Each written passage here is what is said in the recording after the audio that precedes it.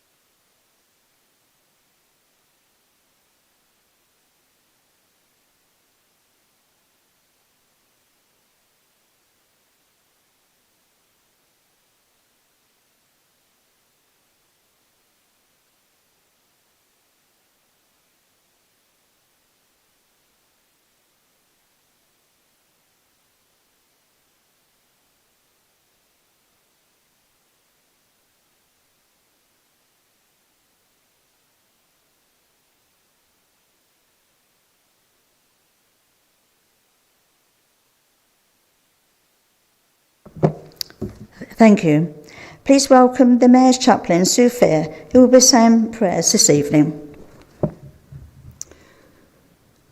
Lord God, as we gather for this council meeting tonight, we pray that you will settle our hearts and minds. We give thanks for our Mayor, city leaders and council members, and pray for your wisdom and justice to abound as they tackle tonight's agenda and any problems they face.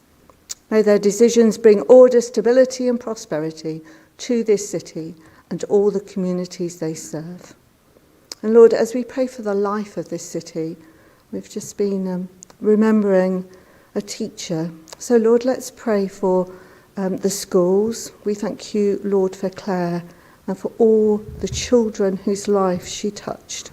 Thank you for her family. And Lord, we just pray for them at this time. So Lord, we offer this meeting to you and pray that you would be very much present in the hearts and minds of those who are here. Amen. Amen. Thank you. Please be seated.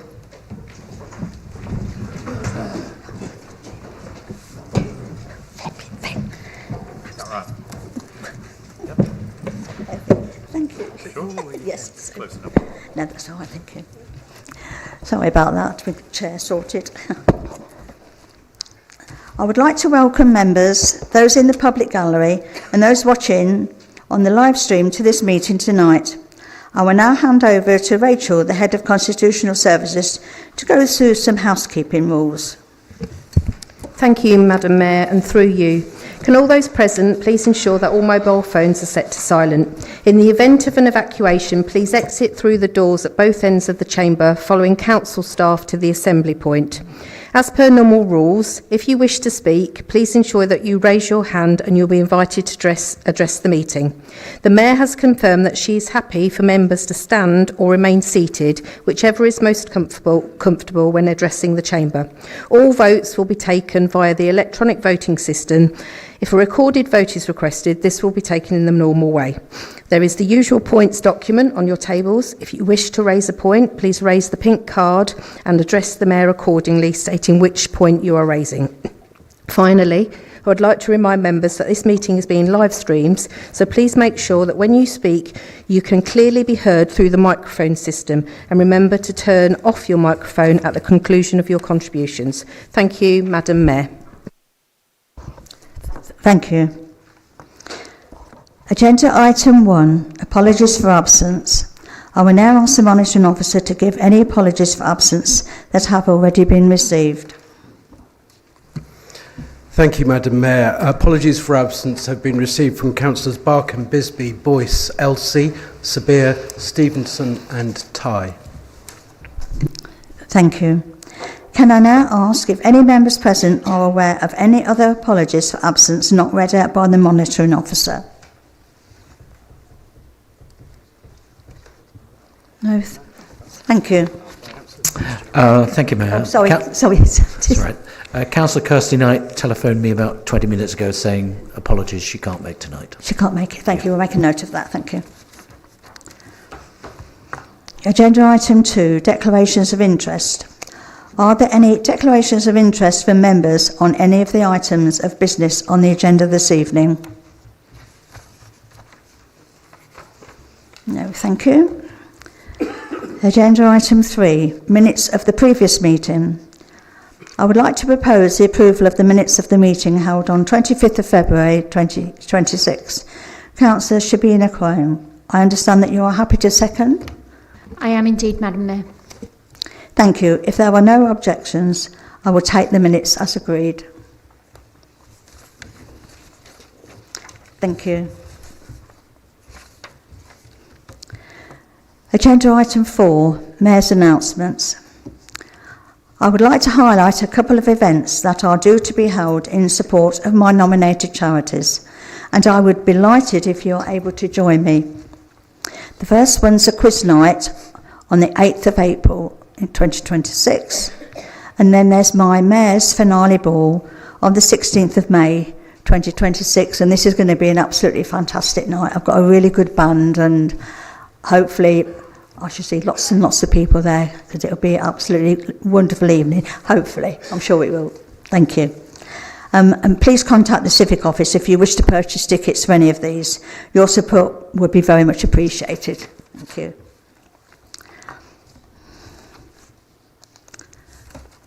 Councillor Shabina Kayam, I understand you wish to make an announcement this evening. You have 5 minutes.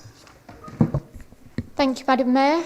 I'm actually going to start off with something that's just come hot off the press, and that is that we have completed today on the sale of the former TK Maxx and Woolworths building on Bridge Street. Subject to planning approval, the new owners, MJS, plan to demolish the current building and replace it with a landmark scheme, offering a retail accommodation mix with new landscaped areas. MJS has got a good track record of achieving in Peterborough, with having already completed the renovation of Guild House and made great progression with the Whitworth Mill here just in front of us and Fletton Quay. So these are really exciting times that I wanted to share with you. I'd also like to, this evening, welcome the Labour government's crackdown on waste crime, which has just been announced. The measures are aimed at tackling fly tipping, which we all know we have our fair share of casework about, which I'm sure you will all agree blights every single one of our neighbourhoods. The new Waste Crime Action Plan sets out a zero-tolerance approach to fly tipping, including forcing fly tippers to clean up the streets and parks and greater use of enforcement activity. Locally, we're looking at what we can do to increase enforcement efforts, including publishing images and CCTV footage of incidents to help us identify offenders who we believe have fly-tipped waste. We will also continue to prosecute where we have evidence to do so. Last month, 2 residents pleaded guilty to fly-tipping offences in Fengate, and they were handed hefty fines. I'd also like to congratulate residents Jonathan Jelly and Ijaz Mughal, who have been appointed to chair new boards which are being set up to deliver lasting change in 2 areas of Peterborough. Again, thanks to our Labour government, back in January, our city's 2 MP, Andrew Peggs and Sam Carling, and the council appealed for applicants to chair neighbourhood boards covering Paston, Gunthorpe and Welland and Alton Malbourne and Alton Goldhay. The boards will give residents the chance to spearhead regeneration in their local area after £40 million was pledged for community enhancement in Peterborough as part of the government's Pride in Place initiative, which is transformative. I'm pleased to say we've appointed Jonathan Jelly, MBE, JP, to chair the Paston, Gunthorpe and Welland Board, and Ijaz Mughal to chair the Orton, Malbourne and Goldhay Board. The next step will be to appoint board members, so if you'd like to be involved, do watch this space. Details will become available. And in the past few weeks, we've been asking residents for their opinions to inform our plans for the new swimming pool and leisure development. All of the funding has actually been secured, helped by a £20 million contribution from the Labour government from its Growth Mission Fund, subject to the submission of a full business case. Residents have until the end of the week to share their opinions on our social media pages. On this very exciting subject, I'm also pleased to share that we've agreed a location now for the new development, subject to planning permission, and the new swimming pool and leisure development will be built next to the athletics track, south of the university, linking the building in with the embankment. This morning, we celebrated the launch of our latest family hub at Gladstone Park Community Centre. In attendance were Councillor Katie Cole, the North Ward councillors, I call them the North Ward Massive, and families who celebrated the launch of our 5th Family Hub. Centres like these offer a welcoming, safe and secure space for every family to receive the support they need when they need it. And the reason we can do it, once again, because of the fantastic support of our Labour government. In recent weeks, we have seen the very sad news about the meningitis outbreak in Kent. As a council, we've been sharing information across all of our social media on the signs and the symptoms to raise awareness to our residents. We are offering that reassurance and we're linking in with health partners, and I will continue to share updates from government as and when they become available. I'd like to also acknowledge the rapidly evolving situation in Iran. I'm cognizant that our city is home to so many diverse communities and anxieties are high.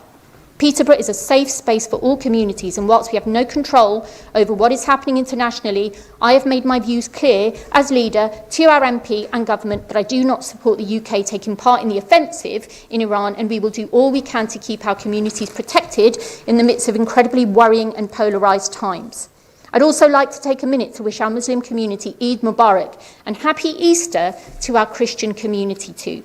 It was particularly disturbing to see hate-filled comments under the photos of Eid in the park recently. For those who brought this to my attention, these comments have been reported to the police, and I will take every step to ensure our communities are protected from harm's way. And I'd like to add, I also wholeheartedly condemn the anti-Semitic incident that took place on the Hatzola ambulance service in North London as well. Such divisions within our country... Excuse me, Councillor, could you sum up, please? Yes, of course. Just giving a final shout out to the fantastic Lido and acknowledging that Councillor Amjad Iqbal, who had charges levelled against him, has been acquitted of all charges, and noting that as leader, and also the fact that my fellow councillor Ali Iqbal has been through 2 very difficult years. So I'd like this council to note that event. Thank you. Thank you. Opposition group leaders, I have granted you all 2 minutes to respond. Firstly, I invite Councillor Wayne Fitzgerald, Group Leader for the Conservatives. You have 2 minutes. Thank you, Mayor. As ever, always a pleasure to be in council with colleagues, chewing the cud, getting to the meat of the matters. And there's a lot of meat in what's just been said, of which I approve, and with everything the leader has said in terms of all the developing things in the city. It's great to see investment wherever it comes from, because you'll also recall the Conservative government and the Conservative administration made plenty of investment in this council, its services, and for the benefit of residents, such as a new university, such as many new schools. All sorts of things have gone on. The station quarter now being taken up by Councillor Farouk to see that to completion. But let's not forget where all those good projects started. But I've got to start with something that took me by surprise this morning. God, I spat out my cornflakes when my wife came running into the kitchen and said, "Have you seen our latest Olympic champion? She's jogging by the river." And I thought, my golly, good on you. Well done. You'll be getting those medals before you know it. The rest, I think you need to encourage the rest of them, a few over this side as well, perhaps, to take up that initiative. But very well done. Very brave of you. Although it's a good job the Oscars season was last week, because there was a fair bit of acting going on in that in that little video. Well, No, you're okay. I'll keep an eye on what you're doing from afar. So anyway, well done for that. Good on you for putting yourself forward for that.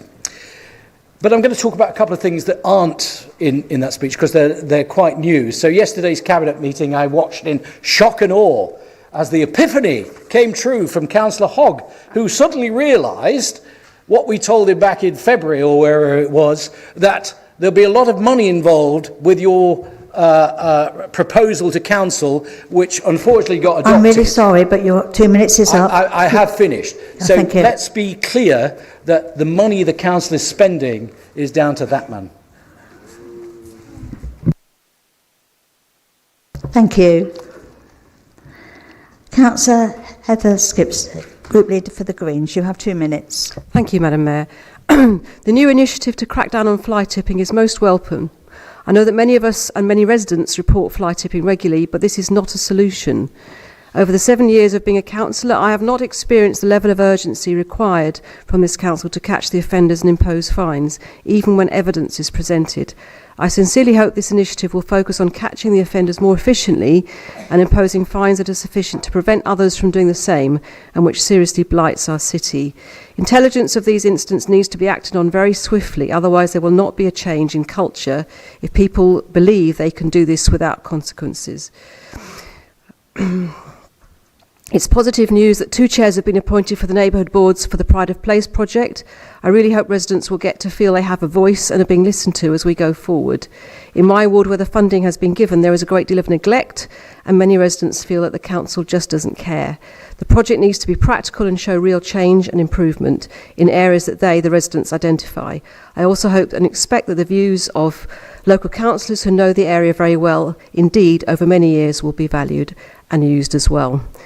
I endorse the leader's comments regarding Iran. As Greens, we do not support the UK taking part in the offensive and also stand against the hatred directed at the Muslim community during Eid celebrations. This should have been a joyful time, but rhetoric from the Conservative leader only stoked more division and hatred, which then becomes normalised among the general public. A very sad and worrying state of affairs in our multicultural society. On a positive note, I'm delighted that the Lido opens this weekend and will be there for my free swim on Friday as the friend of the Lido at the beginning of a wonderful long season. The covers have been installed and hopefully these will preserve heat and enable us to continue opening the pool for a long season every year. The birthday celebrations at the end of May will be an occasion for us to be proud of such an enviable asset to our city. Hope to see you there. Thank you, Madam Mayor. Thank you. Part 3, Community Involvement. Before we begin the public questions, I will hand over to the legal officer to outline some legal points. Thank you, Madam Mayor. Members, I would like to bring to this chamber's attention that Councillor John Fox, as one of the relevant ward members in the Wellington area, has put forward a motion to request a call-in of yesterday's cabinet decision in relation to Warrington Fields. This motion was submitted this morning. Unfortunately, the motion put forward by Councillor Fox and seconded by Councillor Hillier is unable to be considered by this full council this evening. The primary reason being the council does not have the varies or the power to consider an executive function undertaken by Cabinet. Secondly, call-in cannot occur because the recommendations from the Warrington Field reports last night were substantively called in by members in July 2024. Members, this information is provided to you for transparency given the sensitivity and extensive background to this matter. Thank you, Madam Mayor. Thank you. Agenda item 6, questions from members of the public. There have been 3 questions submitted by members of the public to this meeting. The Council's standing orders allow 30 minutes to consider these questions. Any questions that cannot be answered during this period will be dealt with by a written answer. First one, Mr. Murphy, would you like to ask your question in relation to Warrington Fields? You have 3 minutes. Yes, thank you very much, Mrs. Mayor. Unfortunately, in the audience here, we don't have a good audio quality, but I picked up somewhat of what the legal officer was saying. This question has taken a wee bit of time getting here. I think I had 7 versions in before it was rejected, and then apparently I missed the deadline for the last council. I did copy you in, Madam Mayor, about whether it could be taken as an urgent item. There seems to have been some obfuscation about trying to get questions in public on Warrington Fields. Anyway, here we go. Some time ago, I read some comments and articles concerning Warrington Fields, which states that £73,000 was spent on a fence that didn't have the required planning consent. I've learnt a bit more about that yesterday, and was never erected. I think that 2 payments were actually made, amounting to more than £50,000. And it may be that the installation payment is outstanding. And other comments that hundreds of thousands of pounds have been spent so far on legal and other costs concerning this matter. I understand the purchase document from September 2020 indicates that council officers were involved in the acquisition of the fencing, though no community use agreement was actually agreed and in place. The council proceeded with fence procurement when it did not have a community use agreement and did not seem to have approval to proceed, nor was this agreed by the council with proper process and scrutiny. Somebody commented after last night's meeting about chopping the fence. It says perhaps this is a serious offence. Anyway, why was this? And is there now, I know the answer to the second part, so why was this, and is there now a community use agreement? I hope that makes sense. And that's to the Cabinet Member for Children's Services, so I think is the best person to answer that, because the portfolio and all that's gone on. It would have been a Cabinet Member decision notice if you had had to buy the fence. Thank you. Councillor Katie Cole, would you like to respond? You have 3 minutes. Thank you, Madam Mayor, through you. And thank you for your question, Mr Murphy, and I hope this evening finds you well. I refer to the Cabinet meeting held yesterday, Tuesday the 24th of March, at which you attended for the Warrington Fields agenda item. The points you've raised in your question were dealt with during this agenda item.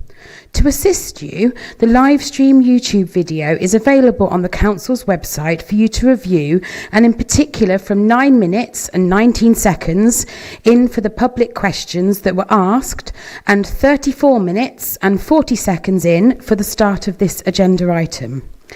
I will also add, Mr Murphy, I completely accept that this is not the result that some residents wanted. But we have tried to offer a compromise and have gone further than any administration before us.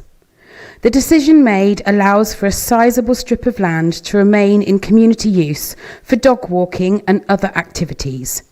This would be in addition to other areas of open space in this part of Warrington, and a community use agreement that has input from ward councillors, the neighbourhood council and residents will allow the community to book the playing fields at specified times and school and at weekends. And I also want to make the point, as I said yesterday, it is imperative that during these discussions a reasonable cost is negotiated from the input from residents, the neighbourhood council and other groups to ensure that Warrington residents are able to use those fields without having to pay a large amount of money. Thank you. Thank you. Mr Murphy, do you have a supplementary question? You have 1 minute. Yes, thank you for your response. You told me to refer to yesterday's meeting about why they bought the fence and who did, and etc, etc. I mean, a lot of this is about timing, and I heard yesterday that the council had chopped the top off the fence, or were going to chop the top of the fence in order that they can make it longer. But it was still not long enough for the area the Cabinet agreed to give away, even though this is contrary to the council decision made under the previous leader on the 13th of March last year. It really is a change of use, and people mentioned traffic last night as well, so planning officers might be interested. Anyway, the question, In order to answer my following question, you may want to refer to Council Constitution Standing Orders. Mind you, if Council were to move something by say of a point of order tonight, I'll probably get the answer anyway. If there is a necessity because of importance and urgency of the change of use and transfer of Warrington Fields, Your minute's up. Can you just can sum this up be now, discussed please? at this meeting as standing orders permit the Mayor to accept an urgent point of order? Thank you. Of importance. Thank you. Councillor Cole, would you like to respond? You have 2 minutes. Thank you, Madam Mayor, and through you. Could I ask you to repeat your question, your supplementary question again, because I'm not actually sure what you're asking, and I want to make sure that I give you as clear an answer as possible, please.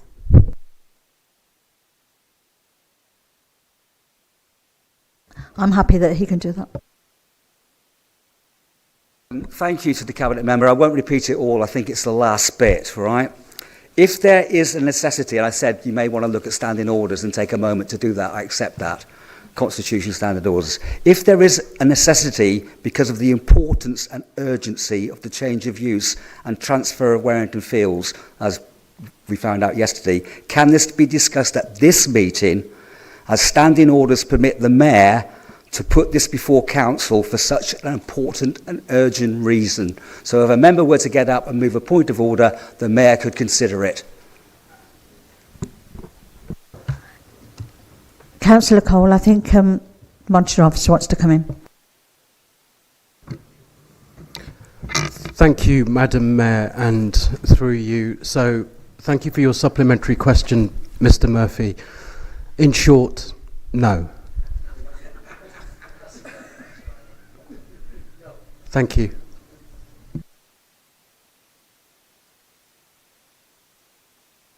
Okay. Do you want to come in? Thank you.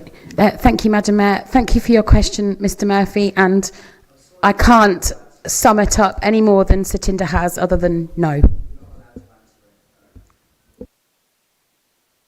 Thank you. Question number 2 is from Mr. Murphy. Mr. Murphy, would you like to ask your question in relation to Woodston Library? You have 3 minutes. This one, right. This question is about Woodston Library, and I understand that Councillor Howard may have a similar question before Council later on, and he'll be talking about the pre-election purdah period. Okay, I would like to ask the Cabinet Member for Finance and Corporate Governance. Sorry, the screen's in the way. Yeah, I've got 3 minutes to find it. Basically, the question is, when the decision was made to review the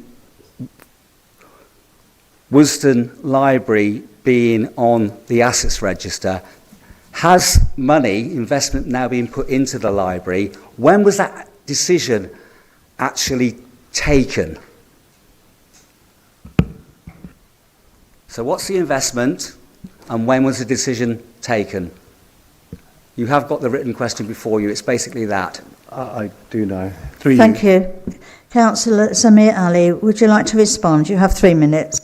There's no initial investment in, it's been taken off the asset list, and there is no additional funds that will be going into the actual library itself. I mean, we are focused on modernisation and other aspects, but that will be coming through the strategy when it comes along, if that's okay. Mr. Murphy, do you have a supplementary question? You have 1 minute. Yeah, thanks for your answer. No investment. When was the decision made? What date? By whom? And also, I know you're going to have to close down the Central Library shortly because of refurbishment. What's the state of Woodston Library? There's the condition survey, can we have a look at it? Because it's not really been looked after. Things haven't been fixed for years. I can go on about the list, but you're well aware of the problems entry, security, roof, broken window, goes on. What on earth are we going to do? And when was that decision made? By whom? Thank you. Councillor Ali, would you like to respond? You have 2 minutes. In regards to when was the decision made, I don't quite understand it to... Not to take it off the assets register. Oh, that was at the point of budget, close to budget. I do apologise. What I'll do is I will put that into writing for you. And the remainder of your question was, it's... The condition survey because of investments needed. That will be sent to you via in writing. We have written to the Friends of the Library as well in regards to it. Okay, thank you. Thank you. Mr. Holland, would you like to ask your question in relation to payments to the Peterborough Labour Group? You have 3 minutes. I'd like to ask the Cabinet Member for Finance and Corporate Governance for clarification regarding payments recorded in the Payments Over 500 report to the Peterborough Labour Group. The payments over 500 show that on the 11th of March 2020, Peterborough City Council made a payment of £500 to the Peterborough Party for elections. It also records payments between the 19th of August 24 and the 20th of February 2025 to the Peterborough Labour Group, totalling £16,638.78. Given the roles involved and the responsibility for overseeing council finance, could the Cabinet Member for Finance clarify the following? Can the Cabinet Member confirm whether any of these payments involved the use of council funds, resources, staff time or facilities for political party purposes, and if so, how this was lawful and compliant with the Council's constitution and financial regulations? Thank you.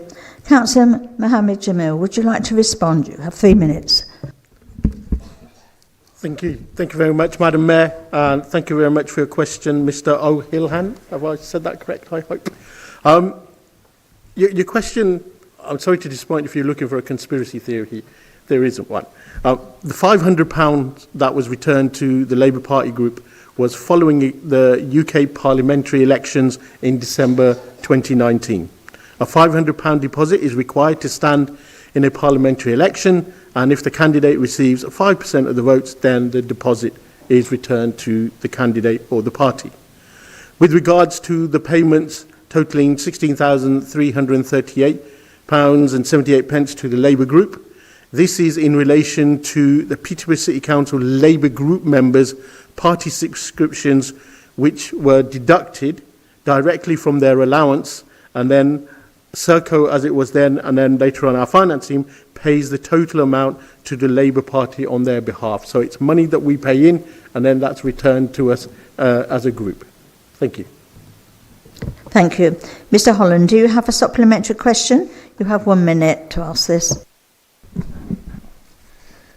In 2023, PCC commissioned a survey at Panks Cottages to resolve neighbourly disputes over boundaries and accesses to a septic tank. The survey was carried out by MPS and was not shared with the residents despite initial assurances it would be.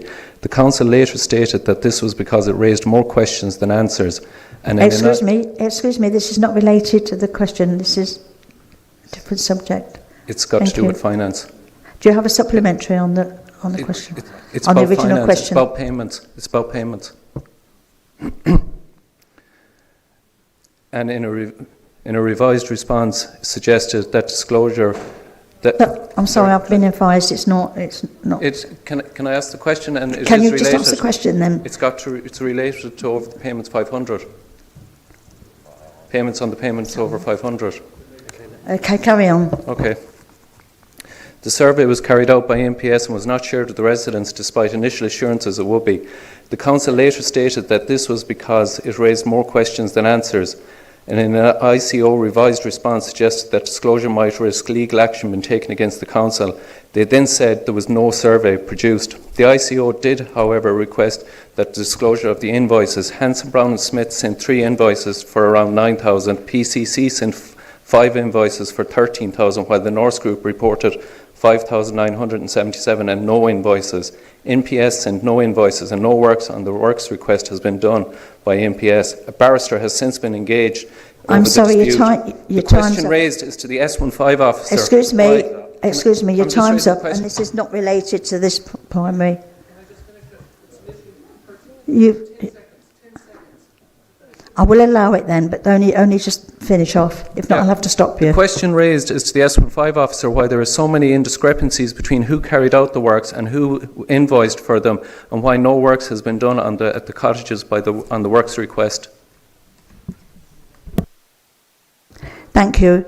I've been advised that Councillor Jamil would no need to answer the question. Yeah, I get that. It's got nothing to do with the Yeah. Labour group and any of the payments. So, sorry.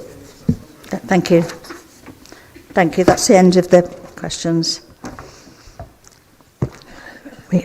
On to petitions. As no petitions have been presented to this meeting by members of the public or members of the council, I will move on to item 8. Agenda item 8, questions of notice. There have been 11 questions submitted by members to this meeting. All questions have been published on the council's website and will be taken as read. The council's standing orders allow 30 minutes to consider these questions. Any questions that cannot be answered during this period will be dealt with by a written answer. Question 1 is from Councillor Nicola Day. Councillor Mohammed Farouk, would you like to respond to the question from Councillor Nicola Day in relation to changes to the planning system? You have 3 minutes to do so. Thank you, Madam Mayor, and through you, and thank you, Councillor Day, for your question. We broadly welcome the reform of the planning system, recognising that it needs to be able to respond better to the needs of growing communities while still retaining local control. The key changes include a revised National Planning Policy Framework, NPPF, expected to be published mid-2026, new recently issued local plan regulations, new appeals procedures, various measures in the Planning and Infrastructure Act 2025. None of the above would significantly impact councillors' ability to represent residents' voices, as you asked the question. The Planning and Infrastructure Act 2025 does include the ability for government to produce regulations to limit the size and remit of planning committees. However, if the government do decide to go ahead with this legislation, Peterborough is in very good place. We already have these committees in place. Although it is likely that such regulation will restrict committees to determining major or strategic applications only and exclude the small number of householder or small-scale applications that currently are determined by the committee. So in short, any smaller applications may well be determined by the officers and not go to the committee as much as they do now. Thank you, Councillor Farouk, for your response. Do you have a supplementary question? You have 1 minute to do this. Apologies, Madam Mayor, and through you. Thank you, Councillor Farouk, for your response. On the MPPF changes, the Green Party believe that the new MPPF panders to private developers and will result in high-profit, detached housing estates rather than the affordable and social housing our local community needs. We also argue against the imposition of top-down mandatory housing targets, pushing instead for neighbourhood and local plans that allow local people to determine where development takes place. These reforms also weaken protections for nature and are dangerous for the environment. Will these planning policies ride roughshod over local residents, neighbourhoods plans, wishes and nature? Thank you. Thank you. Councillor Farouk, would you like to respond? You have 2 minutes to do so. Thank you, Councillor Day. You're absolutely right. It's always very often that every new government comes in and says, you know what, the best ticket to growth or increase of the growth rate is building more houses. But we in this administration and this council, we believe in sustainable growth. You know, the infrastructure, the doctors' surgeries, the schools and all the other road developments must go hand in hand, and the delivery of the houses does not exceed what we are our ability to deliver those. Thank you. Thank you. Question 2 is from Councillor John Fox. Councillor Mohammed Juma, would you like to respond to the question from Councillor John Fox in relation to the Councillor Code of Conduct? You have 3 minutes to do so. Thank you, Madam Mayor. MHCOG published its consultation outcome in November 2025 in relation to the proposed reforms to local government standards regime. Actual legislation is yet to be proposed in relation to the standard reforms proposed by the government, and when they are, this council will fully commit to their implementation when published and are finalised. Thank you. Councillor John Fox, do you have a supplementary question? You have 1 minute to ask this. Thank you, Madam Mayor. In Wales, their Parliament has recently passed a law to make it illegal for candidates to lie during their parliamentary elections. I look forward to the day this law comes into force in England, along with the proposed changes to the Council's Code of Conduct. Most of us are fed up to the teeth with the pathetic petty party political playground shenanigans that sometimes we see taking place over each year on the build-up to elections by both locally and nationally. This totally unnecessary behaviour has to be curtailed, and sanctions need to be brought and supported fully by us all. I know the public are fed up with this sort of behaviour that they see from certain individuals who definitely should know better, but just don't seem to be bothered about their integrity, their principles, or even their own self-respect. My question to the Council is that we should all respect not only the decision in Wales, but also the vast improvements to the Council's Code of Conduct, and we should all act accordingly with respect to one another and the people we all serve. Does this Council support both improvements, and how can we as a Council show the public that we are fully supportive of both? Thank you. Councillor Jamil, would you like to respond? You have 2 minutes to do so. Thank you, Madam Mayor. I certainly echo everything that Councillor Fox said and look forward to, over the next year, hopefully working with our monitoring officer to see how we can implement as many of those changes earlier if we can through our constitution, but definitely by the time legislation is implemented. Thank you. Question 3 is from Councillor Steve Allen. Councillor Christian Hogg, would you like to respond to the question from Councillor Steve Allen in relation to vape shop licensing? You have 3 minutes to do so. Thank you, Madam Mayor, and thank you for your question, Councillor Allen. I know you're behind me. I know that the proliferation of vape shops is of great concern to you, as you brought it up in the past, and I share those concerns too. We wish to have a mixed retail offer on our high streets and recognise the negative impact a proliferation of any one type of product can have on our city. It has long been since recognised that powers to regulate vape sales are somewhat limited, and to address this, the Tobacco and Vapes Bill is currently passing through Parliament, as you have said, and is expected to achieve royal assent over the next year. This will offer councillors additional powers to regulate the sale of tobacco products, herbal smoking products, cigarette papers, vapes and nicotine products.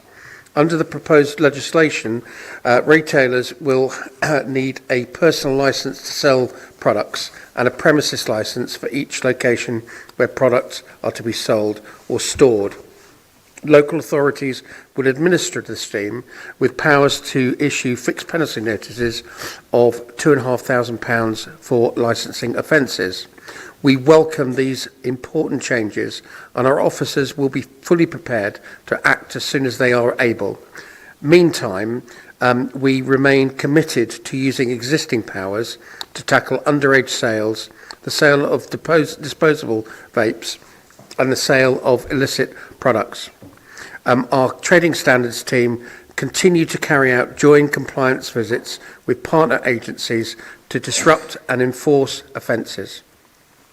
This remains a key priority of the Community Safety Partnership. Thank you. Councillor Allen, do you have a supplementary question? You have 1 minute to ask this. Thank you, Madam Mayor. Not a question, but acknowledgement that that was a friendly fire question and you've answered it to my satisfaction. Thank you. Thank you. Thank you. Question 4 is from Councillor Sarah Hillier. Councillor Katie Cole, would you like to respond to the question from Councillor Sarah Hillier in relation to Warrington Fields? You have 3 minutes to do so. Thank you, Madam Mayor, and through you. And thank you, Councillor Hillier, for your question. I refer you, please, to the responses by the leader and recommendation 6 from the relevant Cabinet report. In addition, the live stream video of last night's Cabinet meeting has been uploaded to the Council's website, and should you like to view the video, and in particular from 9 minutes and 19 seconds in for the public questions that were asked and 34 minutes and 40 seconds in for the actual start of the Warrington Fields agenda item. As I touched on my response to Mr Murphy's question, this has been a really difficult decision because of the strength of feeling shown by a number of different parties, including yourselves as Warrington councillors, Save Warrington Field activists, Warrington Neighbourhood Council and other interested parties. We have listened to the ward residents, we've listened to the councillors, we've listened to the Academy Trust. But our overarching role as a council is to consider the pupils at this school. We have a responsibility to them and a duty of care to ensure that those children are appropriately safeguarded. We accept that to ensure the pupils of the school are safeguarded, it is necessary for a fence to be installed. As the leader stated last night, I and the administration are incredibly grateful to you and your other ward councillors in the way you have advocated and supported your local residents in this difficult and long-running matter that should have been resolved 7 years ago. Thank you. Thank you. Councillor Hillier, do you have a supplementary question? You have 1 minute to ask this.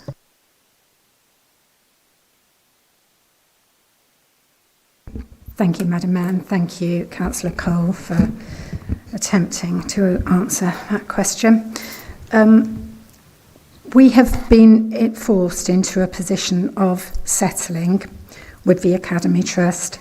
Can you then explain how we have allowed ourselves to be placed in a position where we are being held to ransom by an Academy Trust who have not behaved like our partners in trying to deliver the best negotiated outcome for our community?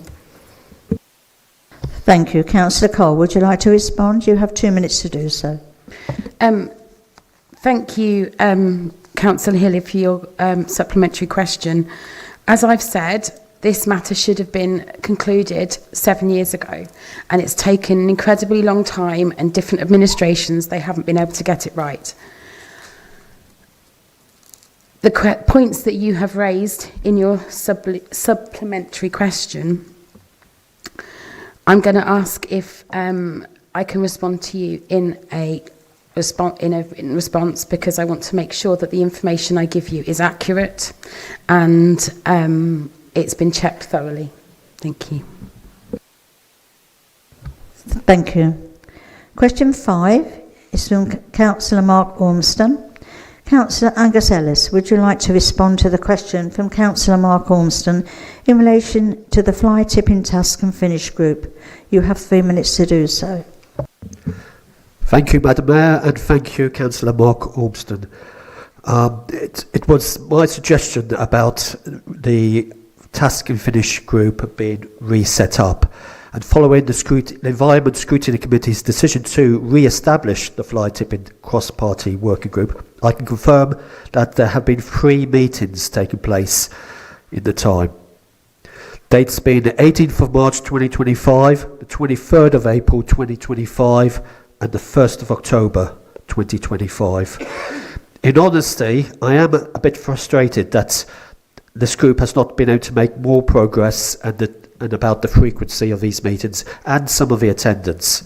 However, I do note that especially like the last meeting and the meeting prior to the last one, there has been some healthy discussions which will be taking place around issues that we can look at. So throughout this time, I have also worked closely with officers to ensure activity does not stall. For example, I chair a regular debris workshop with volunteers from the local community, including Peterborough Litter Wombles and the IRC. I forget exactly what that stands for, but somebody will remember. To identify opportunities to address litter and fly tipping, officers have also met with the National Farmers Union to identify ways to help our local farmers protect their land, something which I believe arose from a public meeting last August, which was held in New York, your ward, Councillor Ormston. And we are launching a new website page asking the public to come forward if it can provide any information to help identify fly tippers. I also welcome new measures outlined by the government last week in the Waste Crime Action Plan. It is essential that local authorities are supported with wider reaching and more effective powers to put in place to tackle this issue. As Cabinet Member, I will ensure that Peterborough City Council supports the government's new fly tipping crackdown by any means necessary. This has obviously already been mentioned by Councillor Graham, our leader, in her opening speech. The new Waste Crime Action Plan sets out a zero-tolerance approach with action to prevent waste crime at its source by closing loopholes and equipping regulators with the tools they need to stop waste criminals. Under the plans, the government will ramp up efforts to punish offenders committing waste crime. This could see them ordered to complete up to 20 hours of unpaid work in cleaning streets and parks as a new clean-up squads, and required to repay the cost of clearing the waste they illegally dumped. Additional money has also been given by the Labour government for this, of £45 million to DEFRA and the Environment Agency. In 24-25, Councillor Ellis, it was only £10 million. Could you sum up, please? Thank you. I do welcome any supplementary you may have. Thank you. Thank you. Councillor Ormiston, do you have any supplementary question? You have 1 minute to ask this. Yeah, there you go, microphone on. I do, Madam Mayor. Thank you ever so much. Thank you ever so much for that comprehensive response, Councillor Ellis. Much appreciated. And I very much welcome, I'm sure we all do across the chamber, the measures announced by the government. There's also a very good proposal by the LGA that should be considered as well. Really pleasing to hear that you've met with the NFU following the public meeting we had in August last year. So thank you very much for that update. We have a very limited period of time now with LGR coming through. What I'm conscious of is not stepping on this task and finish group's sort of toes, so to speak. And there's motions that I would like to get in particular in and around naming and shaming people that are found guilty of these offences on such a web page that you mentioned. Is that something you would like me to work with the task and finish group on, or given that limited time window, you're happy for me to work in isolation? Thank you. Thank you. Councillor Ellis, would you like to respond? You have 2 minutes to do so. Thank you, Councillor Ormiston. As Cabinet Member for Environment and Transport, I'm very keen that the pace of the Task and Finish Group increases as this progress, and I'm going to be taking a much closer look at how they work, not just as a group, but working with other parts of Council and the Debris Working Group, which I mentioned. And we're looking to perhaps invite the chair of the Task and Finish Group to the Debris Workshop Group to work closer together. And yes, and I will really be keen, as Cabinet Member or not Cabinet Member, whatever may happen, that the Scrutiny Committee, which overlooks the environment, takes a big review of the fly tipping group as it oversees that fly tipping group. It's not a Cabinet Member working group, it's a Scrutiny Committee Task and Finish group. So a review is needed, and we need to take these things forward, and especially stuff which has been mentioned and suggested, like at the meeting you had in Forney last year. Thank you. Question 6 is from Councillor John Howard. Councillor Mohammed Jamil, would you like to respond to the question from Councillor John Howard in relation to Woodston Library? You have 3 minutes to do so. Thank you very much, Madam Mayor. Councillor Howard, thank you for your question. And as you're aware from your time on FSWG, this administration hugely values the role our libraries play in our communities right across Peterborough, and is looking forward to the emerging library strategy, which will be informed by the cross-party member working group. Whilst under previous administration at a time, a proposal was made to reduce the number of libraries, and this was put forward as part of budget savings options. This proposal was never actually agreed. Therefore, there is no requirement for a cabinet decision or other governance to continue the running of a service, as no changes have been made. To be clear, none of the council's libraries feature on the council's proposed asset disposal list. Thank you. Thank you. Councillor Howard, do you have a supplementary question? You have 1 minute to ask it. Thank you. For you, Madam Mayor, I do. Councillor Jamil, thanks for your answer. I think across the whole chamber we share the passion for libraries and protecting them. My concern is at the moment it's just words. There is no documentation to tell us the libraries are saved. The libraries are still vulnerable as they're classed as operational estate, and they still feature in the asset challenge framework. So we need some governance and proper decision making that evidences the libraries are safe and what's going to happen with them next. Because at the moment, it's just words. There is nothing in writing that says they are safe. Thank you. Thank you. Councillor Jamil, would you like to respond? You have 2 minutes to do so. I have been informed by my colleague to my left, whose cabinet responsibility libraries comes under, that the libraries have been taken off the newest asset disposal list. So I could assure him on that. We can argue that, or we can take that offline, but I'm sure that that is the case. So we are working with the strategy going forward, and we will, if you like, if you come and work with us, we will take those off, and as part of the strategy, look forward to the libraries having a long and sustainable future.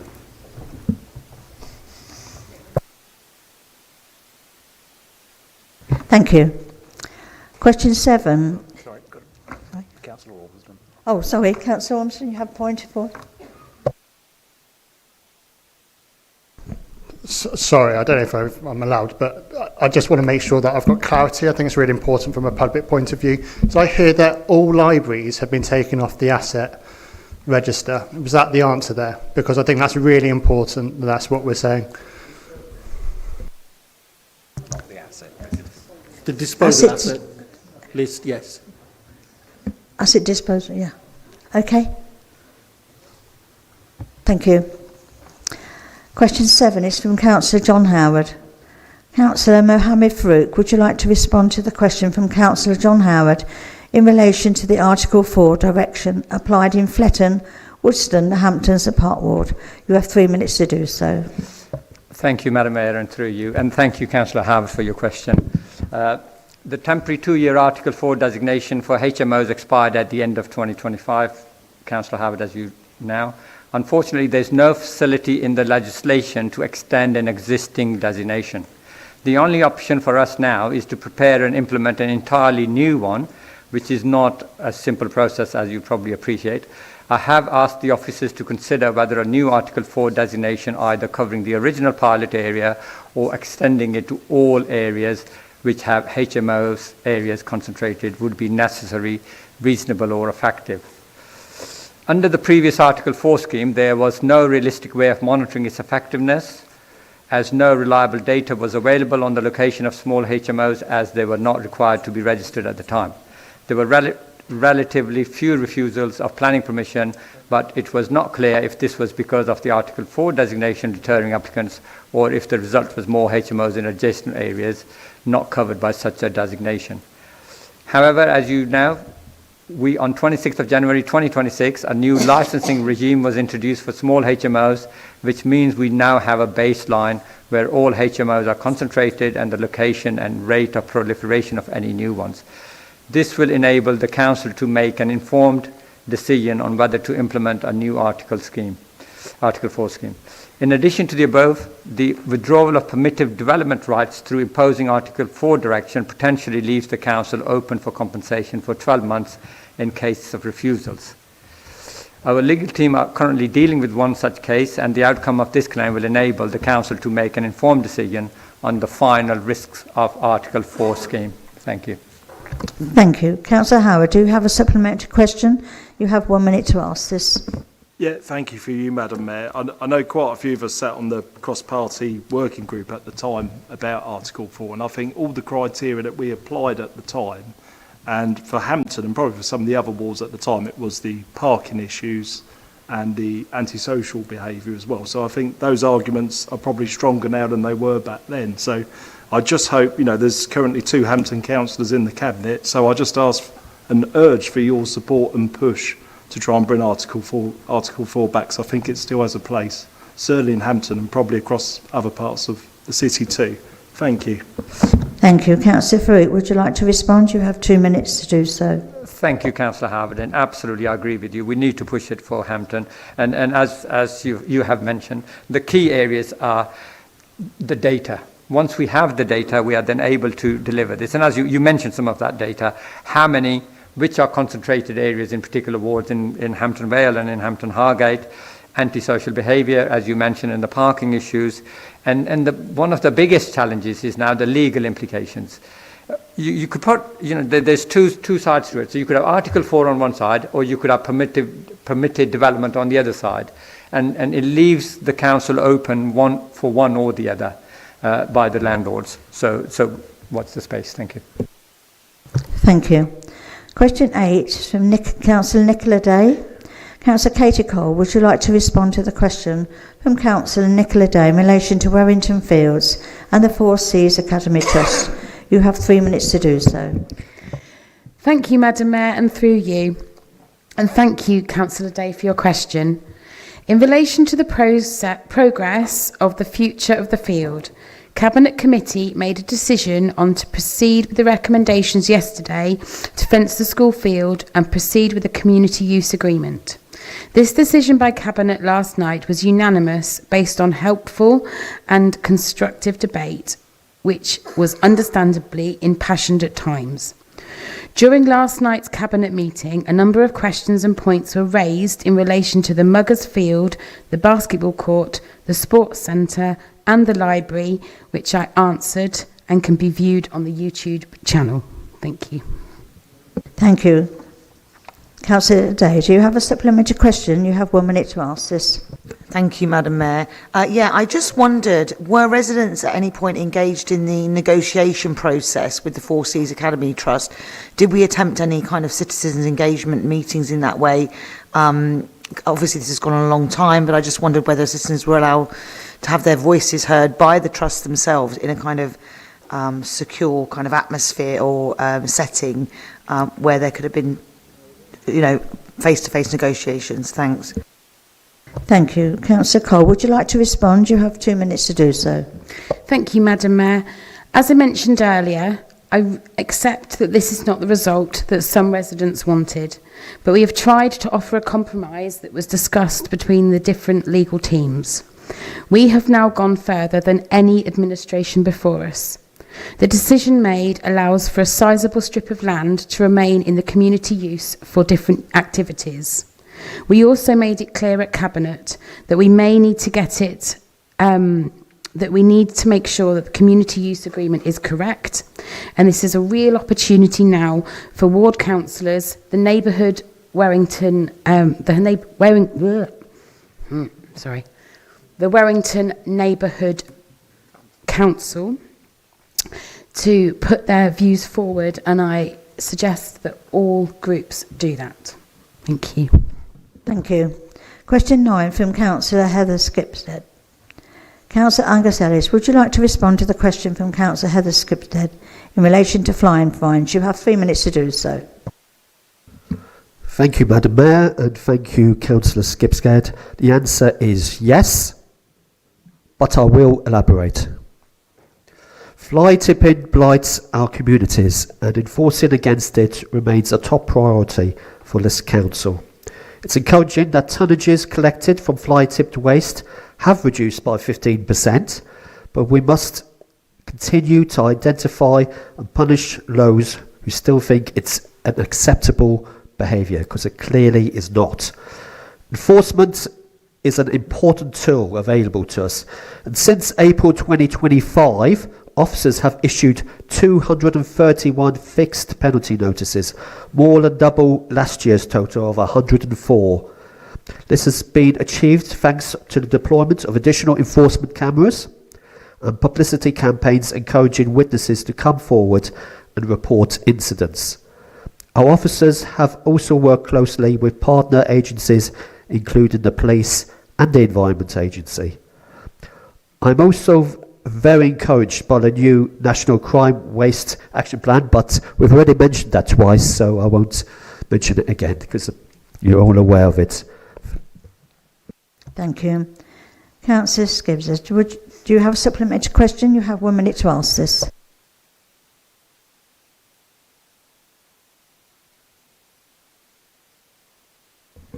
Thank you, Madam Mayor. Yes, I do have a supplementary. Other councils, for example, Birmingham and City Council, issued 4,500 fixed penalty notices. I know they're a much bigger council for the year 23-24. They also have as one of their initiatives deployment of a rapid response team that investigates fly tipping within 24 hours. Do we have such a rapid response team? Because I've not experienced urgency when I have recently reported a video evidence of fly tipping. Can I ask that this could be implemented as an increased level of urgency of response should be a number one priority? And can I forward to the Cabinet member a letter regarding other councils' successes in this regard and ask for a response to this? Thank you. Thank you. Councillor Ellis, would you like to respond? You have 2 minutes to do so. Thank you, Councillor Skipsett. Yes, Birmingham City Council is a huge council. It's the biggest council in Europe. So it's not a fair comparator for starters. On the other issue, as I mentioned before, we have a task and finish group where these things, you have a Green Party representative. Now, of the 3 meetings of that since it started, your representative has only attended one of those meetings and has apologised and did not attend the other one. So it would have been helpful for, rather than waiting for a council meeting to come up with his ideas and to raise things, for it to be proactively discussed in this group, especially set up for it. But I will take on board any suggestions, and I do suggest you make sure that your representative does attend future meetings so that we can take forward all year round, week by week, not just mention it at council meetings. Thank you. Thank you. Question 10 is from Councillor Steve Allen. Councillor Mohammed Farouk, would you like to respond to the question from Councillor Steve Allen in relation to the Guildhall and Cathedral Square? You have 3 minutes to go, sir. Thank you, Madam Mayor, and through you, and thank you, Councillor Allen, for your question. Like you, Councillor Howard and myself also visit the Cathedral Square every week, looking at it if there's any changes occurred. Frustratingly, no changes have occurred yet. But I remain excited about the plans that are emerging for how this council will invest that 1.5 million Pride in Place impact fund awarded to us by the government.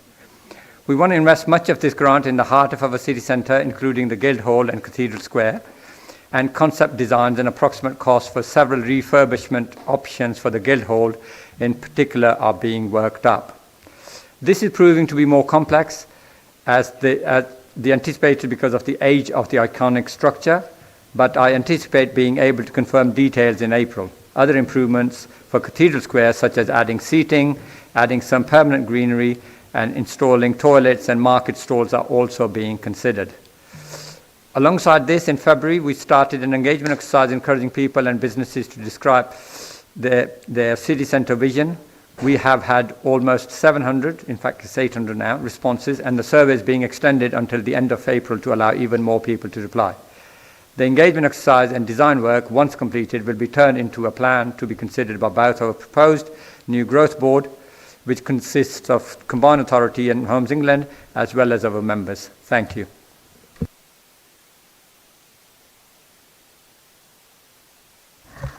Thank you. We have run over the 30-minute allocation time for this question item, but I am content as Mayor to continue to the end of the questions. So we'll carry on to number 11 as well. Thank you.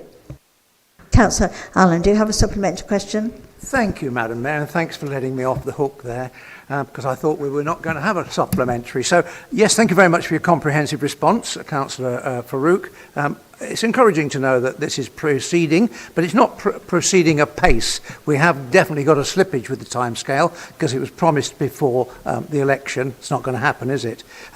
My question is, In addition to the refurbishment, can we look at toilets for the central area and Cathedral Square in particular? This is being put forward by my colleague, Sabil Ahmed, Councillor Ahmed, and I think that many people, many citizens of this city, as well as visitors, would expect to have public conveniences, which we have in very short supply. Can I have your response on that, please? Thank you. Councillor Farouk, would you like to respond? You have 2 minutes to do so. It's difficult to respond, Councillor Allen, when I 100% agree with you. The pace has been frustratingly slow, but this is the most iconic building, of course, and it takes time getting all the heritage permissions and everything which goes along with it. And the toilets are urgently needed. I entirely agree with you on that. But although the pace is slow, we want to get it right. But is there any losses or any penalties incurred? And the answer is no, because we are now getting £750,000 in this financial year and £750,000 in the next financial year. So far as the delivery of the project is concerned, there will be no impact on that. Thank you. Thank you. Question 11, the last one, is from Councillor John Fox. Councillor Shabina Khan, would you like to respond to the question from Councillor John Fox in relation to Warrington community infrastructure? You have 3 minutes to do so. I think this was the most important question. That's why we couldn't leave it out. Well, first of all, I'd like to formally acknowledge the excellent work undertaken by our 3 Warrington Ward councillors, Councillor Hillier and the Foxes, as they're fondly noted to be called. Each is a very strong advocate for their areas, and you all work tirelessly to maintain your high standards. And I would also like to recognise the valuable contribution of the Warrington Neighbourhood Council, which alongside the ward councillors brings together partners across Warrington to ensure a coordinated approach to planning, environmental matters and wider community issues, which is always very welcome. But it is a fact that major infrastructure investment in our city is typically funded through government grants or private sector contributions, and as a result, not every part of the city will see immediate, large-scale benefits. But while schemes such as the Peterborough Station Quarter, the new Sports Quarter and the various active travel projects across our highways network provide significant benefits for residents and visitors, other initiatives are often targeted in areas where particular challenges have been identified. Nevertheless, I am keen to ensure that the Council continues to support communities that demonstrate a strong willingness, like yourselves, to work collaboratively with us, and this is clearly evident in Warrington. I will therefore be asking officers to engage with the ward councillors to explore how we can further support and build on the positive local action already underway, and I look forward to receiving updates as these discussions progress. And just to add to that, because of your hard work, we were able to pass a decision at Cabinet that hopefully will see the future of a hydrotherapy facility in our city. So I'd like to commend you on that. Thank you. Thank you. Councillor John Fox, do you have a supplementary question? You have 1 minute to ask this. It's a very simple one. When we see any financial investment into Warrington, and one of the things, the most important thing that I missed out on my list of things, was the jewel in the crown of Warrington, which is Cuckoo's Hollow, which has been looking neglected for some time now, with the reed beds moving closer and closer together, and the desperate need for dredging to take place, which I know costs money, but it could bring an area down because it is the jewel in the crown of Warrington. It provides a brilliant and a beautiful surrounding area for people to walk, take the dogs and picnic and everything, and it just seems to be neglected, even though you won't hardly ever see any litter there because we have this dedicated band of volunteers called the Womble PE4 Wombles. They are always around there, and another group led by one of the residents that do it every 2 weeks. They go in there and clear it up. We just need to see some positive financial investment in Warrington because the residents feel that they're left out, and they're working hard to keep it as it is. Do you have a question? That is the question. When we're going to was the first bit. When we're going to see any financial investment in Warrington? Thank you. Thank you. I don't know whether there was. Would you like to respond to that? Of course I will. Councillor Fox, I will ensure that I actually come to see Cuckoo's Hollow because I see that how proud you feel of that area, and I will take up your point with officers around the dredging that has taken place there, or the lack of. And I will also, as I said, I will bring it up with officers. You are very engaging, a strong advocate for your communities, and I think that we need every bit of your buy-in to ensure that not any single part of the city is neglected in terms of investment and growth and infrastructure and regeneration, not least Warrington. Thank you. There have been no questions, that's obviously the end of those questions. There have been no questions submitted to the Combined Authority representatives, so we will now move on to the next agenda item. Agenda item 9, Executive and Committee Recommendations to Council. We are asked to consider one recommendation from the Constitution and Ethics Subcommittee this evening. A. Outcome of a Code of Conduct hearing. Councillor Hiller, as Chair of the Constitution and Ethics Subcommittee, would you like to move the recommendations? Yes, Madam Mayor, I'd be happy to, and thanks for the opportunity. Members, this report provides the details and outcome of a Constitution and Ethics Subcommittee hearing held on the 21st of January 2026, of which I was the chair, and consisted of myself, a Peterborough First member, Liberal Democrat Councillor Christian Hogg, and Conservative member Councillor Arfan Khan, in respect of a complaint made against Councillor Kirsty Knight that she had breached the members' code of conduct. The full and agreed decision of the subcommittee is at Appendix 1 to the report. Of the agreed sanctions issued by the subcommittee, one is referred to full council, as it is recommended that Councillor Knight be removed from her position as chair of the Children and Young People Scrutiny Committee. The appointment and indeed removal of chairs and vice chairs of committees is a function that is reserved to council.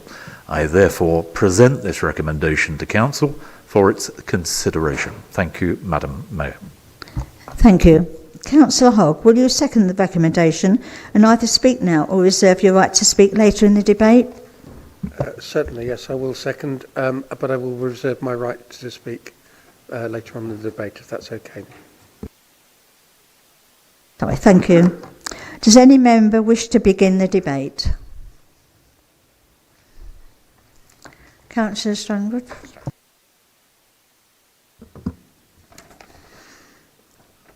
As elected councillors, the public has every right to expect the highest standard of conduct from us. When we fall short, it is entirely appropriate that we're held accountable, whether through a formal code of conduct hearing conducted by our peers or ultimately at the ballot box. This evening, we were asked to endorse a decision and uphold a sanction against Councillor Kirsty Knight for an alleged failure to meet these expected standards. However, I speak as a member of the first two panels convened to consider the evidence relating to these allegations. Excuse me, could you move your mic a bit nearer, please? Sorry. Very difficult to hear. Thank you. Okay. However, I speak as a member of the first two panels convened to consider the evidence relating to these allegations. The primary piece of evidence presented was a video recording of a conversation between Councillor Knight and two residents. Unfortunately, the vast majority of this was inaudible. Even with the use of headphones, I was unable to hear clearly what was said. Given these limitations, it was entirely reasonable for the panel to question the reliability and sufficiency of the evidence and whether it was appropriate to proceed to a determination on that basis. We were advised that transcripts would be provided to assist our assessment. However, rather than receiving these transcripts, the panel was subsequently accused of having reached a predetermined view. In light of this, we took the decision not to participate in any further panel proceedings relating to this particular matter. I am willing to accept there may have been a predetermined outcome in this matter, but I do not believe that it originated from the panel members.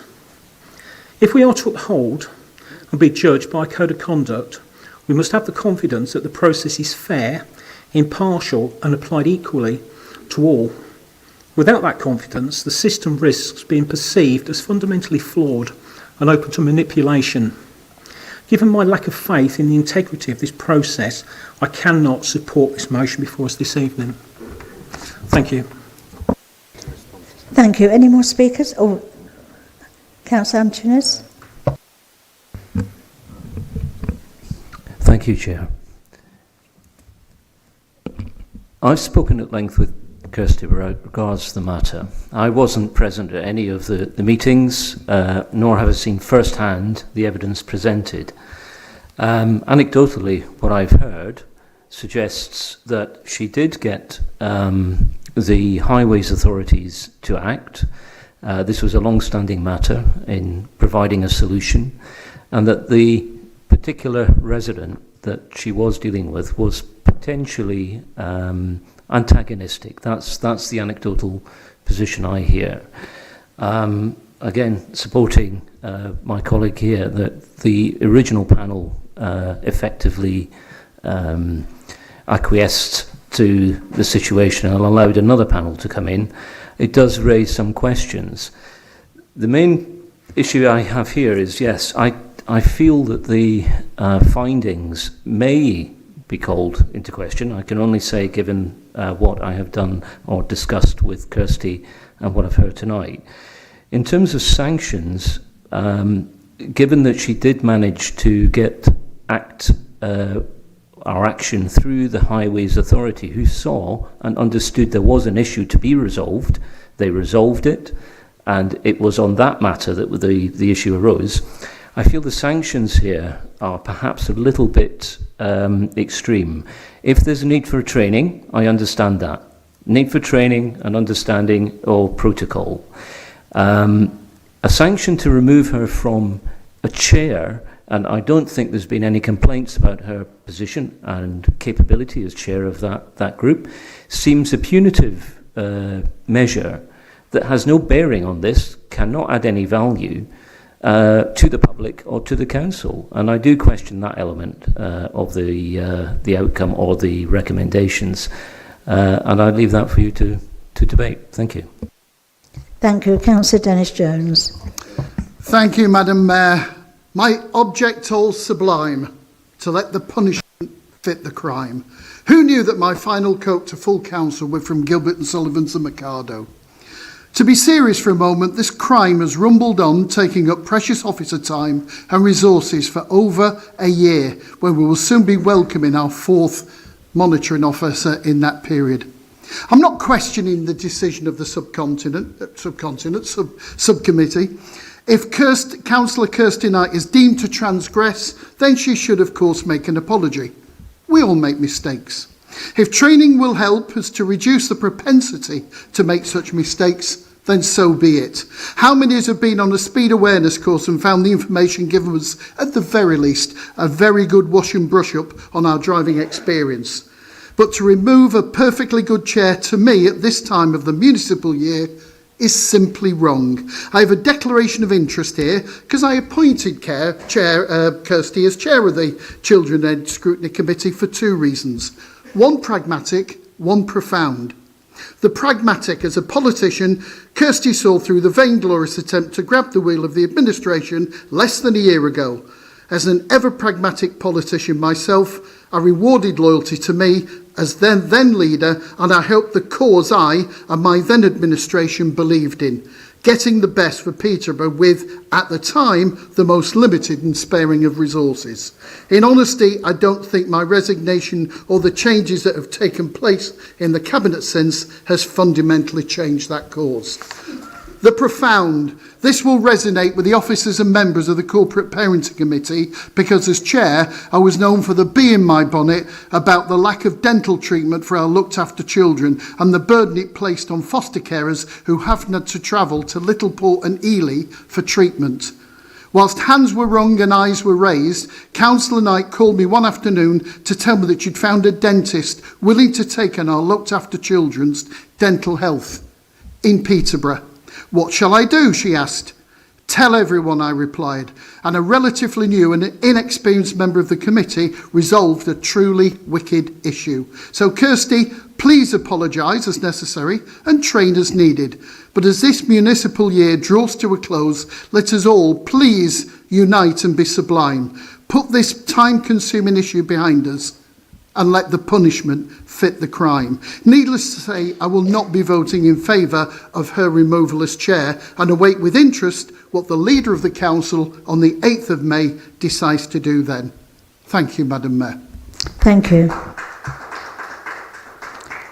Councillor Howard. Thank you for you, Madam Mayor. I think as councillors, we all have to follow really high standards, and I think the reason we're all here is because we care, and we all care about residents. Sometimes we care so much, it's very easy to get on the wrong side of an argument. It's fair to say when we're working in our wards. And I think in this case, Councillor Knight, an apology, yes, absolutely. Training, support, I think we all need that at times, to be honest, including myself. Yeah, absolutely.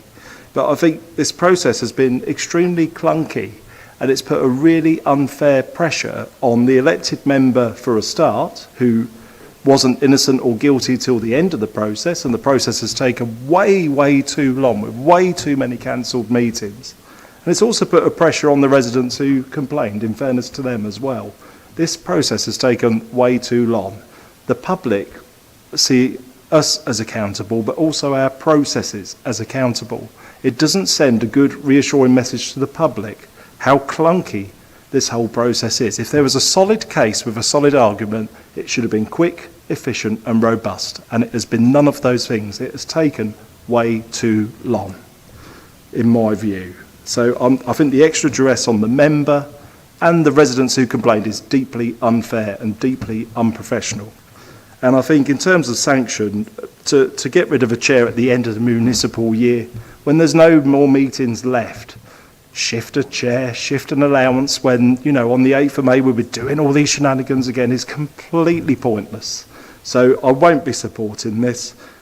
I agree Councillor Knight should apologise. I agree there should be training, but I think the other measures are completely unnecessary. And not only that, they are toothless. There is no more meetings.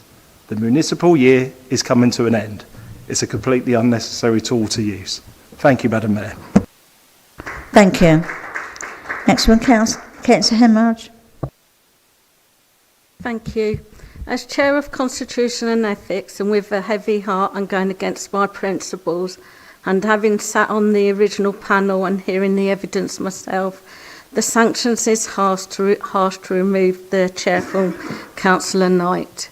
In point 2.8 of the subcommittee meeting, it says that the publication of the panel's findings, that Councillor Knight issues a written apology and undertake appropriate training, which I feel would be appropriate. But as chair of C&E, I have to vote with the recommendation from the panel, but it does go against my principles. Thank you. Thank you. Have we got any more speakers? Councillor Ali? Thank you, Madam Mayor, and through you. I think this is one of these interesting reports that comes to full council where nobody really wants to speak in favour of the motion, because to speak in favour of the motion implies you've got something, in the game, some skin in the game, and you want some. Nobody wants any councillor to be punished. We're all councillors. Of course we don't want to be punished. But at the same time, I feel like going against this recommendation is punishing the subcommittee of the Constitution and Ethics, who have sat through lots and lots of evidence, considered the evidence, reviewed video footage, seen and heard exactly what's happened, and then decided that this deserves a sanction. A number of people have spoken tonight and said they're going to vote against this because they don't think that the councillor should be stripped of the chairship. And the final speaker just said, well, it's academic, the chairship, because it's the last one in this municipal year. But does that not imply that all the councillors believe that something wrong did happen? And some of those sanctions are actually eligible. So that's saying, I agree with the judgment, but disagree with the punishment. That's kind of what that's saying. So if you look at the evidence, if you look at what's been reported, then you have to say, either we trust the councillors that we've appointed or we've selected or we've been presented with to sit on the Constitution and Ethics Subcommittee to consider this case, or we undermine three of them, very talented colleagues of ours, and we undermine them because I feel and I suspect, and I'm sure this is the case, there's been lots and lots of lobbying against the finding of this motion. And finally, what I'd say is, as much as we want to protect one of our own, and I say one of our own as in one of our councillors, I'd like for my colleagues to be very, very level-headed when it comes to judging me when I'm on this pedestal, if I ever am in the future. Of course, I want that. But our number one priority has to be our representation of the residents. And throughout this whole case, the resident has been through absolute hell. When a resident speaks to their councillors and to their council officers and believes that somebody's abused their power, they believes that they're being bullied, they believes that they've been harassed, and their only potential way to take that forward is to submit a code of conduct complaint. They do that, they have video footage, and it's considered by monitoring officers, and it's considered by fellow councillors, and it's considered by the monitoring officer. And then a report is written, and finally they feel like they may be getting some justice. For all this, almost pantomime to occur where people are going to start questioning the outcome of that report, I think is just ludicrous. Of course, I'm going to support the recommendation of the three councillors who sit in the subcommittee of the Constitution and Ethics, and I'm going to support this motion. Thank you. Thank you. Next one, Councillor Fitzgerald. Thank you, Madam Mayor. There is a lot of emotion in this whole saga from the very beginning, which has indeed gone on too long, and I take every point that Councillor Ali made, but I also agree with Councillor Strangward, because if we're talking about a panel, that original panel may have reached a completely different conclusion, but that panel was removed on the basis that somebody thought there was some predetermination. I don't know. I'm lucky enough, if you want to put it that way, to have seen the video footage and I have the technology and the wherewithal to actually listen to it. Anybody that knows my background would understand that. So I don't want to get into rerunning the code of conduct complaint. My understanding also is that Councillor Knight has actually apologised to the resident, and I'm sure they would. But then you get into the situation, I think Councillor Antunes used the right word, punitive. Okay? Is it the job of the councillors, which I find difficult as a concept, to punish other councillors? Because there is the political personality of politics in all of us. Some people don't like me. I'm prepared to live with that. Some people may not like Councillor Knight, and they should live with that. But we all have to be honest about judging each other. Because if I ever came to a code of conduct hearing, yeah, there would be questions I would be asking about who's sitting in judgment on me. And that's a perfectly natural thing to do, because we all live in a political world. So this has escalated beyond control. And I think, and these people aren't no longer with the council, that others here today may have handled this differently from the outset. And we may not have gone all the way down this road to where we are today.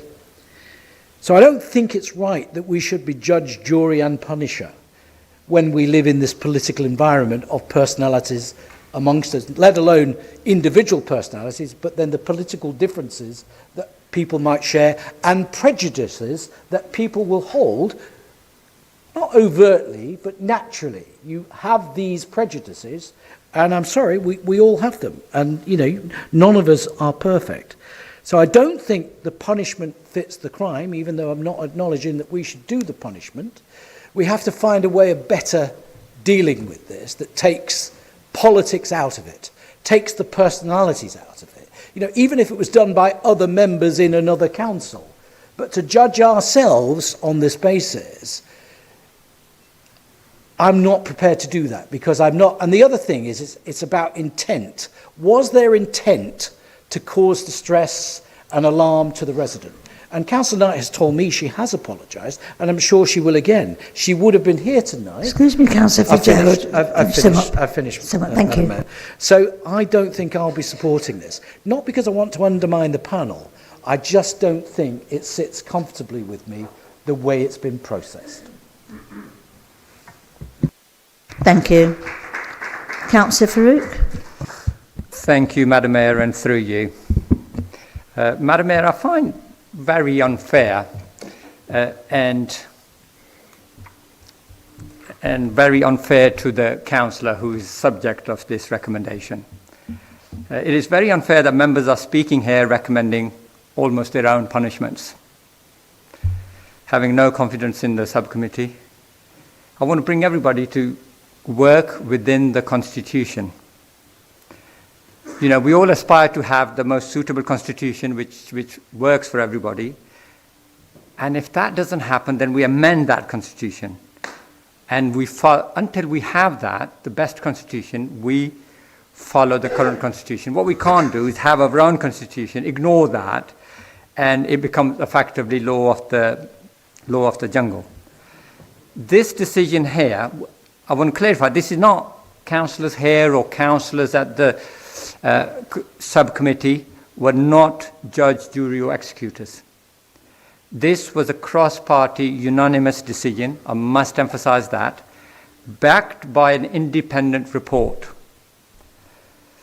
So it's upon us to support this recommendation, which follows the Constitution, follows an independent report, and above all follows a cross-party committee.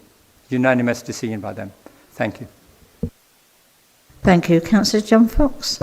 Thank you, Madam Mayor. I won't comment on this case because I have not seen or heard the evidence, so I'm in no position to comment on it. But I put a question earlier on about the change in the code of conduct for councillors because it has no teeth. It has no teeth. Have any of the members read what's coming in, what's suggested is going to change in the future, which I fully agree with? You want to look at it. You're talking about possible six month suspensions and things for serious offences against the code of conduct. We have a committee, we have an independent panel that has judged it. I don't know what else I can say. We're going to put our trust in that committee or not. It's as simple and straightforward as that. If not, let's get rid of it. Because if there's no teeth there, what's the point of having it? If they've come to a decision looking and hearing at the evidence, then surely we should support that. Whatever, we haven't seen or heard the evidence, but they have. So how the heck can anybody who hasn't seen or heard the evidence comment? That's what I've got to say. Thank you. Do we have any more speakers? No. I'd like to speak, please. Sorry. I'd like to speak. You'd like to speak? Yes. What now? Yes. Yeah. I'll hand over to the monitor.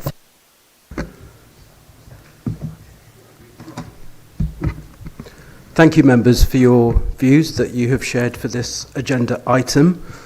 There are a number of comments that have been made, some of which I won't comment on, but I'm afraid I'm not in a position to be sublime about those comments that I will respond to. And I direct my comments to Councillor Strangward and Councillor Antunes, respectively. Firstly, members need to be fully aware that the Constitutional and Ethics Committee, when it carries out a Code of Conduct hearing, that hearing or decision is a quasi-judicial hearing. It is something that can be challenged in law. That committee membership also has the support and advice of not only a legal officer, but an independent member, somebody who is not part of the political structures that Councillor Fitzgerald referred to. That independent member's advice is key for the effective functioning of the Code of Conduct process. It is not simply accurate to suggest that the process applied to Councillor Knight was flawed, open to manipulation. That sort of language is inflammatory, if not offensive. Secondly, Councillor Antunes, your continued reliance on anecdotal evidence does not serve you. The issues that you have referred to are not factually accurate. That's all that I would say. You have said that you are not privy to the evidence, and so I will say no more than that. I will finally touch on Councillor Fitzgerald's comments, where he referred to elected members being judge, jury and executioner, and that was not possible. I respectfully remind members this chamber has agreed your own constitution. Part of that constitution is the Code of Conduct, Process and Procedure. Councillor Fitzgerald raises an existential point. If you are not happy with the process that you yourselves have agreed to, then you need to consider what you do next. Otherwise, I echo the previous comments made about that committee being toothless and not having the confidence of you as this chamber. Thank you, Madam Mayor. Thank you. Point of order.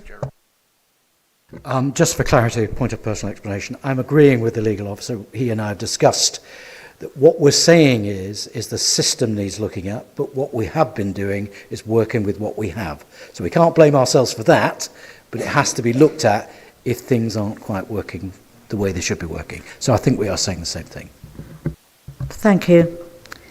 Councillor Hogg, would you like to exercise your right to speak as seconder? Absolutely, Madam Mayor. I think the legal officer has covered off some of the points that I wish to make, and he certainly did it more eloquently than I could have done. Councillor Antunes, you can't say you've not listened to the evidence, looked to the evidence, been party to the evidence, and then only listening to the evidence given to you by the respondent. That is not how you make a reasoned judgment. I want to draw to people's attention that for those that may or may not know how this thing works, but this has gone through layer upon layer upon layer upon layer. It has been looked at by 3 legally trained officers, paid huge amounts of money for their knowledge and experience. That is why it came to the committee in the first place. So, are we saying that those 3 legal minds got it all wrong? And I have to say that we did see all of the evidence.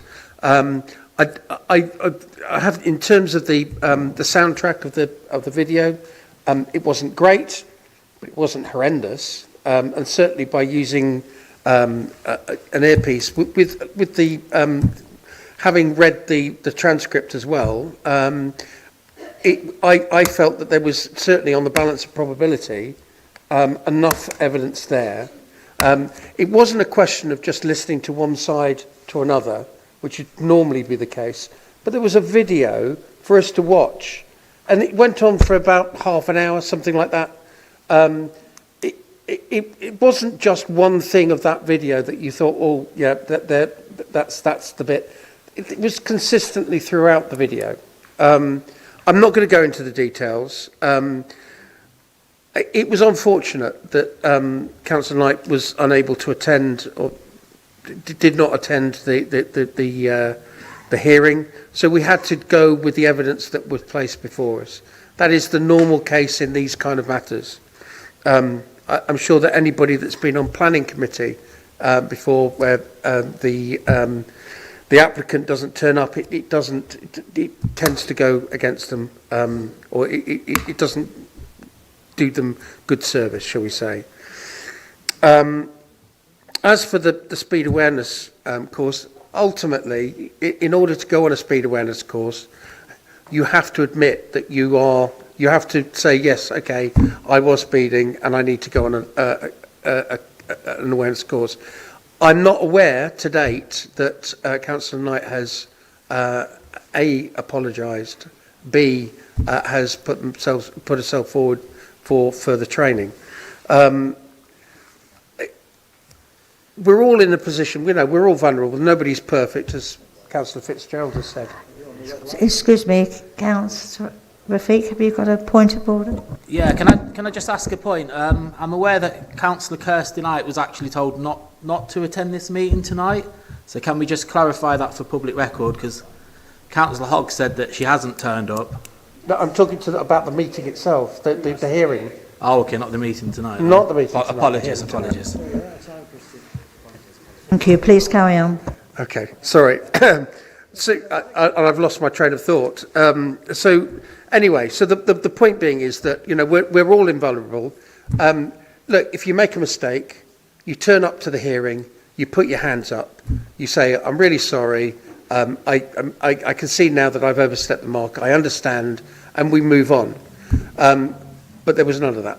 So that was where the committee made their decision, essentially, on the basis of, and I'm more than happy that we came to a reasoned decision. Could you sum up now, please? Are we finished? Done. Thank you. Thank you. Thank you. Councillor Hiller, would you like to sum up? Yes, thank you, Madam Mayor, and I've obviously listened to everything that's been said this evening. I won't touch on what Councillor Strangwood has said, and I certainly won't touch on what Councillor Antunes said. I think our legal officer summed that up completely.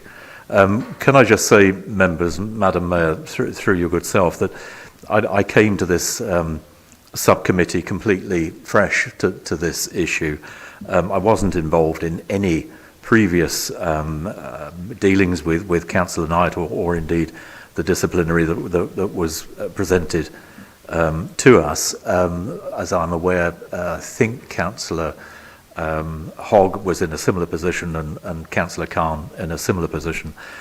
We listened to not only our legal representation and evidence, but we listened to the video footage, and we also listened to the verbal exchanges, and we had the written transcript as well. It's a quasi-judicial committee. I take these committees, as I do with planning committees and licensing committees that I sit on, both quasi-judicial, very seriously indeed. And to suggest that there's a potential about not liking somebody, as I think that Councillor Fitzgerald touched on in his address, I mean, that's just nonsense, frankly. And we were clear and unequivocal in our decision, and the decision is before you this evening. Thank you, members.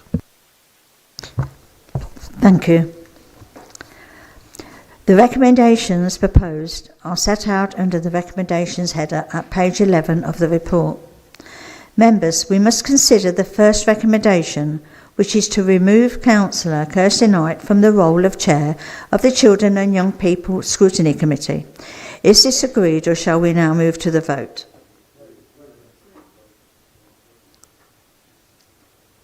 Do we want to move to the vote or agreed? To the vote? Okay, I will now hand over to Rachel to manage the vote. Thank you. Thank you, Madam Mayor. We are using the electronic voting system this evening, so we are voting on the recommendation in relation to removing Councillor Kirsty Knight as Chair of the Children's and Young People Scrutiny. You need to press the green button on your microphone if you are for that recommendation. It's the red button if you are against, and the yellow to abstain. If there are any issues, can you please raise your hand and not use the microphone because it affects the system? Thank you. Is it open? Yes. Yep, it's open. Thank you.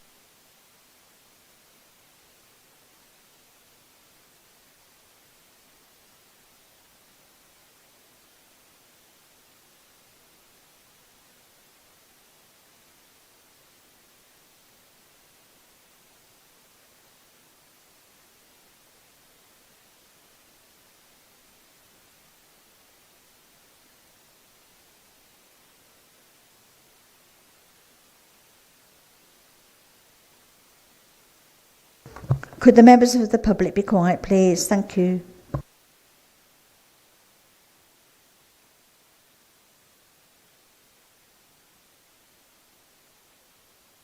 Thank you, members. The results are 32 in favour, 14 were against, and there were 3 abstentions. Therefore, this recommendation is carried. Thank you, members. I've got this one now, haven't I? Yeah.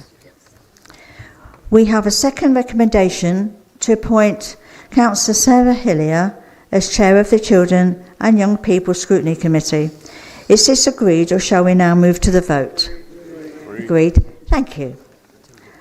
I think now we're going to have a 10-minute break, so everybody can have just a 10-minute break to stretch your legs and do what you want to do. Thank you.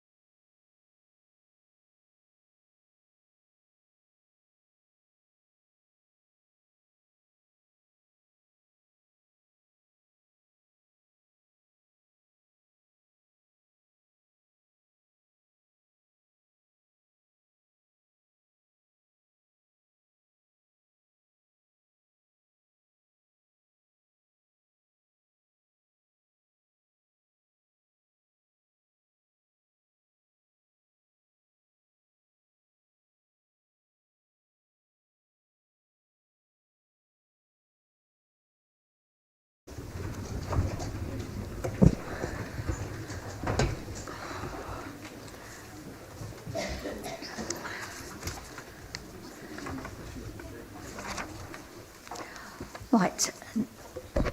Agenda item 10. Questions on the executive decisions made since the last meeting.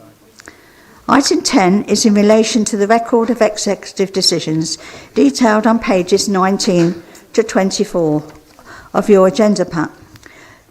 The leader will introduce this item and any questions will be answered by the leader unless she refers them to another member. I would remind councillors that they should ask questions on the decisions in the reports. All questions should be relevant to the decision itself. Should I feel that any preamble is unreasonably long, I will instruct councillors to ask their question immediately. Can members please note that once I have moved on, questions will not be accepted from previous pages. Councillor Shabina Kayam, would you please introduce this item? Yes, indeed, Madam Mayor, and I will just say to members, fire away with your questions. Or not. Thank you. I will take each page in turn. Could members please refer to the title or reference number of the decision when asking a question? The first one is page 19. Councillor Rafiq.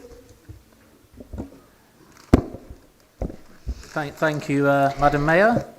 I welcome the new funding that we're getting for highways. I think it's going to be fantastic, and our highways team do a brilliant job. I get on very well with James and Darren, and have helped me massively with the success in Paston and Walton. Recently, we've had some road resurfacing redone in Walton, in Holland Avenue, and Cotswold Close and Brandon Garth. But it's been to a very, very poor standard, where after a few hours I've had residents messaging me with pictures of like potholes.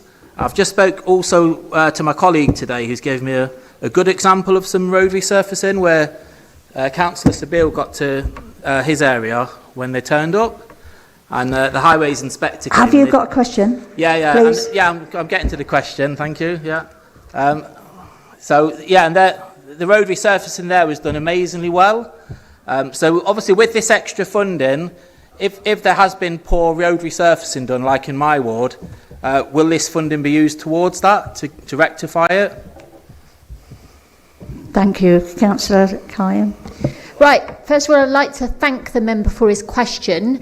The second thing I'd like to say is that when I was at Combined Authority Board, the manner of funding in which it's channellised now is approved by the Department of Transport to the Combined Authority. And as it says in the report, that a sum of not less than 8,936,000 has been allocated for highways improvements in that. I would like to say, though, I'd like to thank our Labour government who have allocated £2 million specifically for potholes. So I would be very keen to give the member a response in writing as to how that has been allocated, but no doubt he must have also seen the wonderful work that our Dragon Patcher has done. We had it for a month, it comes to us every year, and it patches potholes up in a duration of around 6 minutes. So I would like to say that the highways team are working around the clock whilst we've had the duration of the Dragon Patcher, but I am also going to hand over to Councillor Angus Ellis to give a more thorough response. So, Councillor Angus Ellis, did you want to add anything in addition to what I've already said? Thank you, Leader. I will add that if there are issues, obviously you don't have to wait to council to come. You can contact us straight away. It's as if you only exist for one meeting and you don't actually do anything in between, which is possibly the point in Paston and Walton. But please do contact me with any questions regarding this. Obviously, quality, we do review the quality of any patching, and we do, the M Group, who provide best value for the contract of money that we've got. And as Councillor Kayam said, extra money again, not just extra money for fly tipping action, but extra money for potholes as well. This Labour government is brilliant, and as are we. So I would absolutely say that this is a very, very important decision that was made at Cabinet, and I'm really pleased that it was also followed through at the Combined Authority. The capital programme of works within this are including lots of programmes, including active travel, including safety works, including a new crossing for Newark Hill School, and this would be a permanent crossing, because of a busy Eastfield Road, and looking at other mitigations for those areas which no longer have a school crossing patrol, because we need to make sure that road safety comes first, and that includes, when you look at some of the programmes we're looking at, for example, going over the Thorpe Road, going over Crescent Bridge, safety first. Thank you. Any more 19? Page 19? No. No. Page 20? Yeah, page 20? No. Page 21, Councillor Hemraj. Thank you. I'm really pleased to read about the PSPO extended into Eastfield. Can I just ask the Cabinet member, what does that mean, and how far into Eastfield is that going? Because I know not only my East councillor be really pleased with this, but also the Central Ward councillors. Thank you. Thank you, Councillor Clare. Thank you. I'd like to thank my fellow ward councillor for bringing this to my attention. Obviously, it was something that has been implemented in line with our constabulary working with us as partners, identifying those hotspots and areas which are in need of public space protection orders. And in terms of the area that it extends to, there is a very useful map in the Cabinet report, which I will be very pleased to share with you, to show that it extends into East Ward, which you have been, I know, fighting for in terms of antisocial behaviour and crime that is committed into that area. So I'll be very pleased to share that with you. Thank you. Any more for that? Oh, sorry, Chris Harper, sorry. Thank you, Madam Mayor. It would be amiss of me not to say that Peterborough First are pretty good too, and we look forward to the support in the coming election as we're doing soapboxing today. Item E again, the PSPO, all very good, lovely to read. This thing doesn't have the teeth it needs. I've listened for quite a few years on these PSPOs. We need the teeth, we need the officers in town, we need the police support, because just writing it down doesn't do anything. It's still not a welcoming place, the city centre. And until we have that type of enforcement, it never will be. So please, can we push for better enforcement? Thank you. Thank you. Councillor Clare. I'd just really like to thank Councillor Chris Harper for sharing his views candidly. He is somebody who's an experienced councillor and whose views I greatly respect. I will endeavour to take these views back as well. We do know as of March 2026, Peterborough is actually receiving a boost in neighbourhood policing. Again, it is a campaign that has been spearheaded by our Labour government with an additional 30 officers, PCs, which are going to be aligned to local teams across Cambridgeshire, including Peterborough as well. I'd like to offer that element of reassurance, but I will go further, and most certainly I think there is definitely room for improvements when we talk about enforcement. So I will definitely take those points on board. I thank you very much for your question. Thank you. Any more? I'll move on. Page 22. Councillor Hemraj. Just on the Crisis Resilience Fund, can I just ask, as we know that Eastwood residents is quite a deprived area, how would those residents in need be able to apply for this fund? Thank you. And how would this be advertised? Thank you, Councillor Clare. It's a really good question. Thank you very much, Councillor Hemraj, for your question. The Crisis Resilience Fund, as we know, was brought in because Peterborough obviously stands out in terms of its deprivation level and the percentage of families that are suffering from poverty. We passed this decision, actually, as you know, at Cabinet, and a number of ways in which the funding will be able to be accessed by residents, including through use of our community organisations, community groups, which will be able to identify the families that are most in need. According to the mechanics of how that is going to be distributed, I will hand it over to Councillor Katie Cole, who will be able to elaborate a little bit more. Thank you, Madam Mayor, and thank you, Leader. In terms of families who may be needing this additional support, if they speak to their schools, if they look on the website, and most importantly, if they access their Family Hub provision, they will be able to find out how to receive this support fund. Myself and my fellow Cabinet member, Councillor Zamir, had a very in-depth meeting with the directors and officers involved with the Crisis Resilience Fund, because both myself and my fellow councillor were concerned that we need to make sure families are supported and residents are supported. One of the things I am pleased about with this new Crisis Resilience Fund is that if you have a specific type of crisis, the parameters with this fund are much wider than they were regarding the household support scheme. So all I can say to all of our residents, if you are in difficulty, please reach out to your ward councillors, please reach out to the family hubs, please reach out to your schools, and most importantly, the website where the information can be found, and ask for the help you need, because this money is there. Thank you. Any more 22 before I move on? 23. Councillor Harper.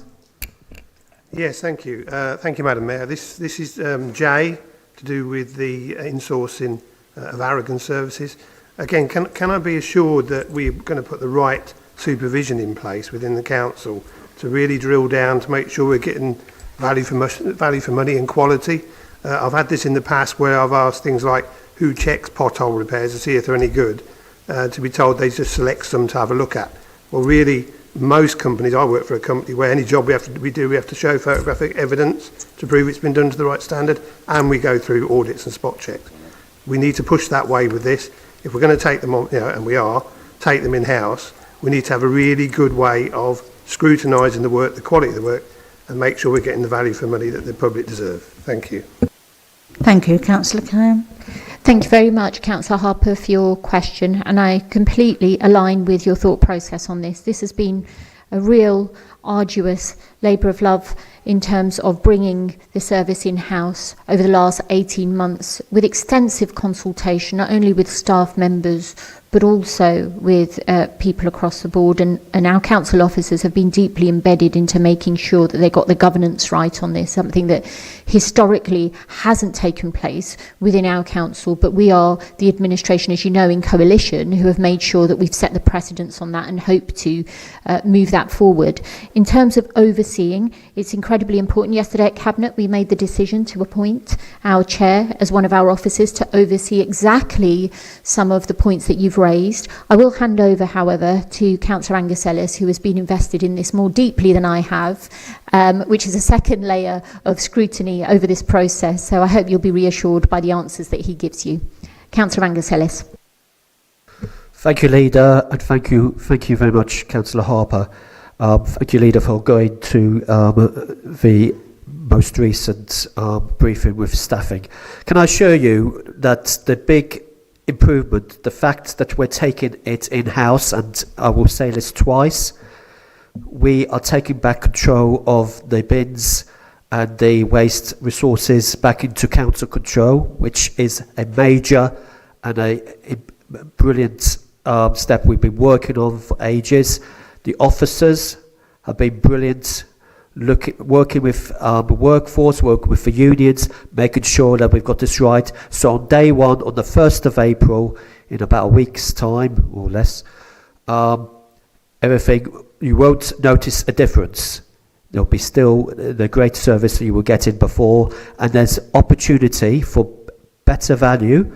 For example, bulky waste collections, because we're not going to be paying a outsourced company, we're now actually doing it ourselves. Those will be at a lesser cost. So ward councillors, parish councils, etc. will be paying less for a bulky waste collection. That's just one little example. And on the checks, we will be, there's one stop. It's not us have to contact somebody else, it be so transparent. It's council service. It's a council who are cleaning your streets. It's a council who are collecting your bins. It's a council who are going to be doing all this, and we are the ones who are going to make sure that the quality is right. So yeah, this is a major thing, and I'm so pleased this is going to be coming over the line on the 1st of April. And yes, quality and best value are two key words in this. Thank you, everybody. Thank you. Councillor Antonis. Thank you, Chair. My questions echo Councillor Harper's, and again, would be grateful if we could get some clarity or evidence on the actual quantum of value for money, savings, etc., that are expected if this has been worked on for 18 months. There must be an estimate. I have personally worked on 2P arrangements in the past of a similar scale. This is a huge undertaking, and 2P is not just bringing service in, it's bringing liabilities in. That includes pensions and various other aspects. That's performance management. And I think the council will accept that public sector is notoriously bad, actually, at performance management. If that is the case, I would like to understand precisely the resources that are now being put in place for that performance management, the value for money that is going to be achieved, the KPIs that have been set, and how we're going to measure this against the open market, because ultimately we could tender this. So that's my effective question to Angus, to Councillor. Thank you. Councillor Kerr. Hello, thank you, Councillor Antonis, for your question. I think in terms of the complexities and the level of detail that you require to have your answer and the level at which you wish for the question to be answered properly and with that level of quantum evidence, what I will do is I will get a more comprehensive written response for you. But on the back of that, what I will say is that whilst this whole exercise of insourcing has taken place, extensive consultation has taken place with our trade union representatives who have been completely satisfied of the process, and numerous surveys have also been undertaken with the staff who have been working and subsequently TUPE'd in-house.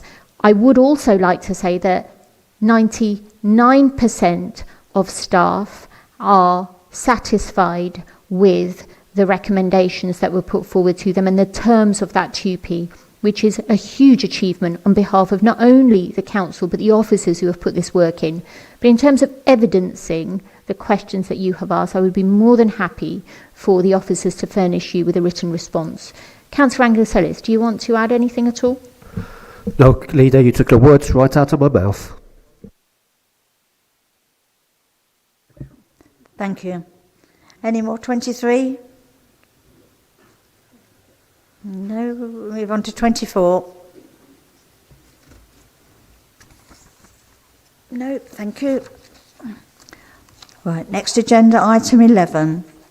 Questions on the combined authority decisions made since the last meeting. Item 11 is in relation to the record of combined authority decisions made since the last meeting. I will refer any questions to the relevant combined authority representative, otherwise the same rules will apply as at the previous item. Members, these decisions can be found in your agenda pack at pages 27 to 28. I will take each meeting in turn, and members please refer to the title of the decision when asking a question. We've only got one. It's a staffing committee, Councillor Shabina Kayam, page 28. Do we have any questions at all, please? No. I'll carry on.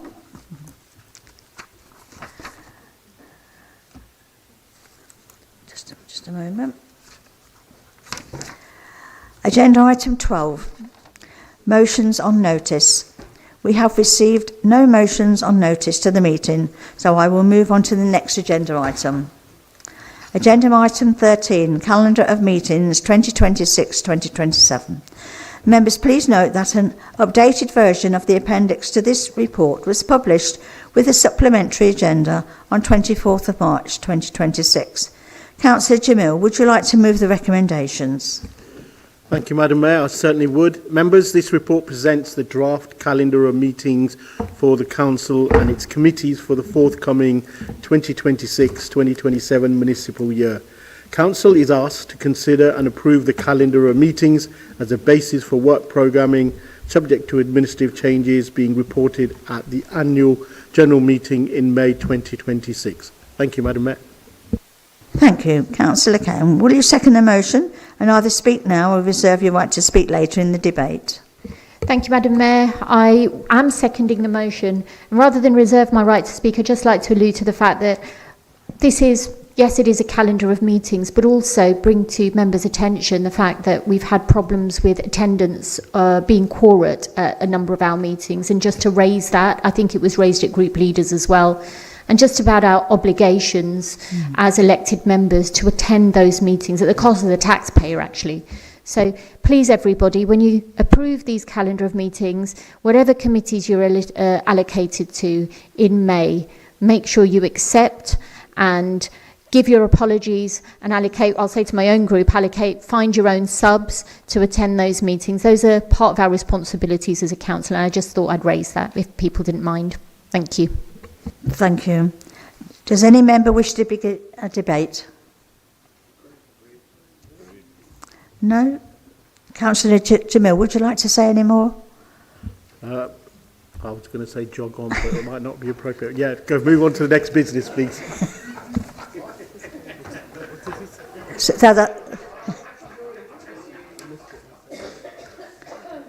That's agreed. Agreed, thank you. Yeah.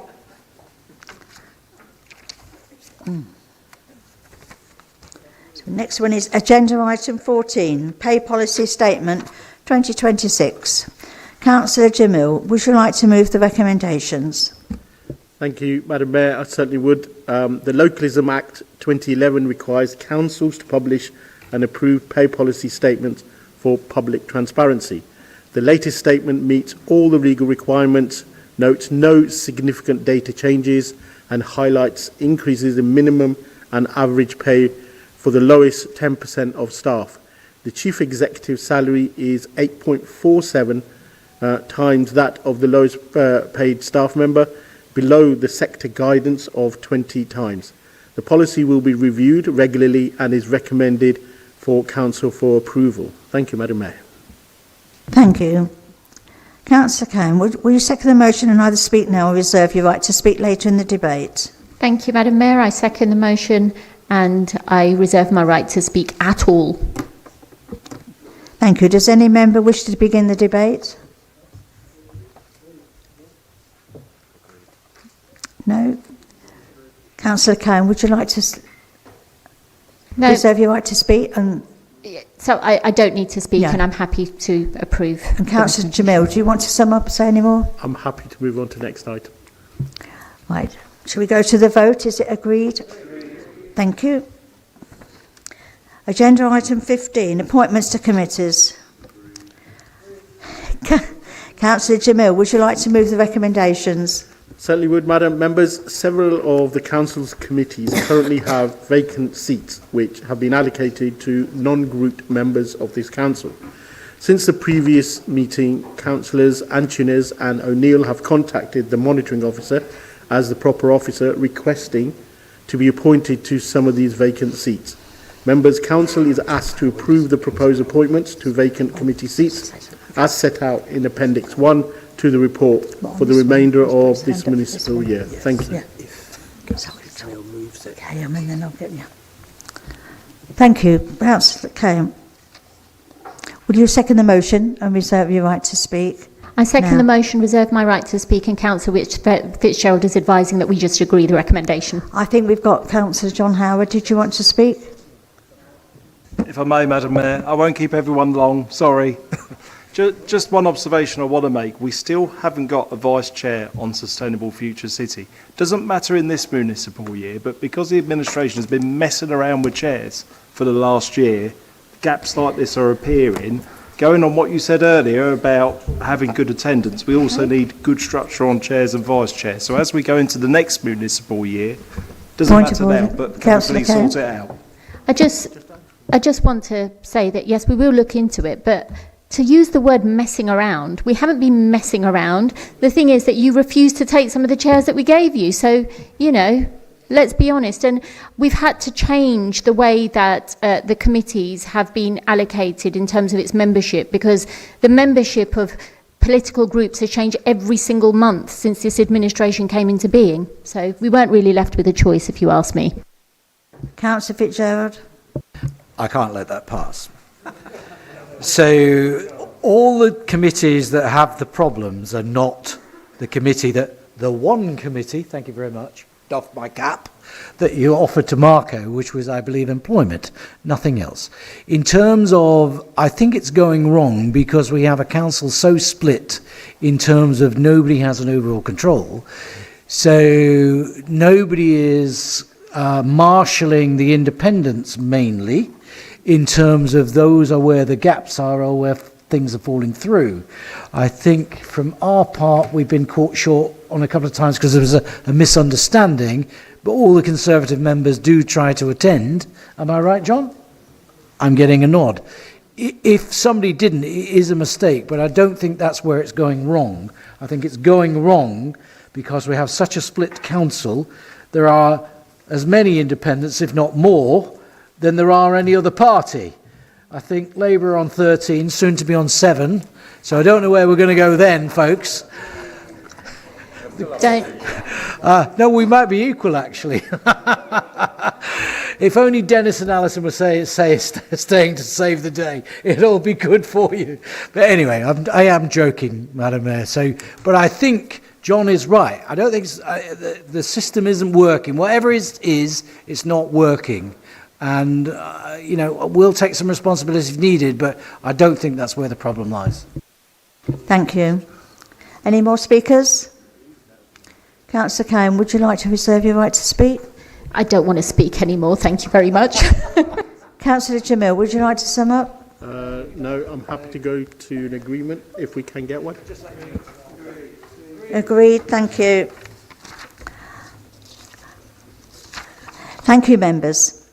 As this is the last meeting of Council, I would like to record a note of thanks to all those that are not standing in this year's elections. The Council very much appreciate your service, and I'd like to wish everybody all the best for the elections that are coming up. That is the end of tonight's meeting, and have a safe journey home.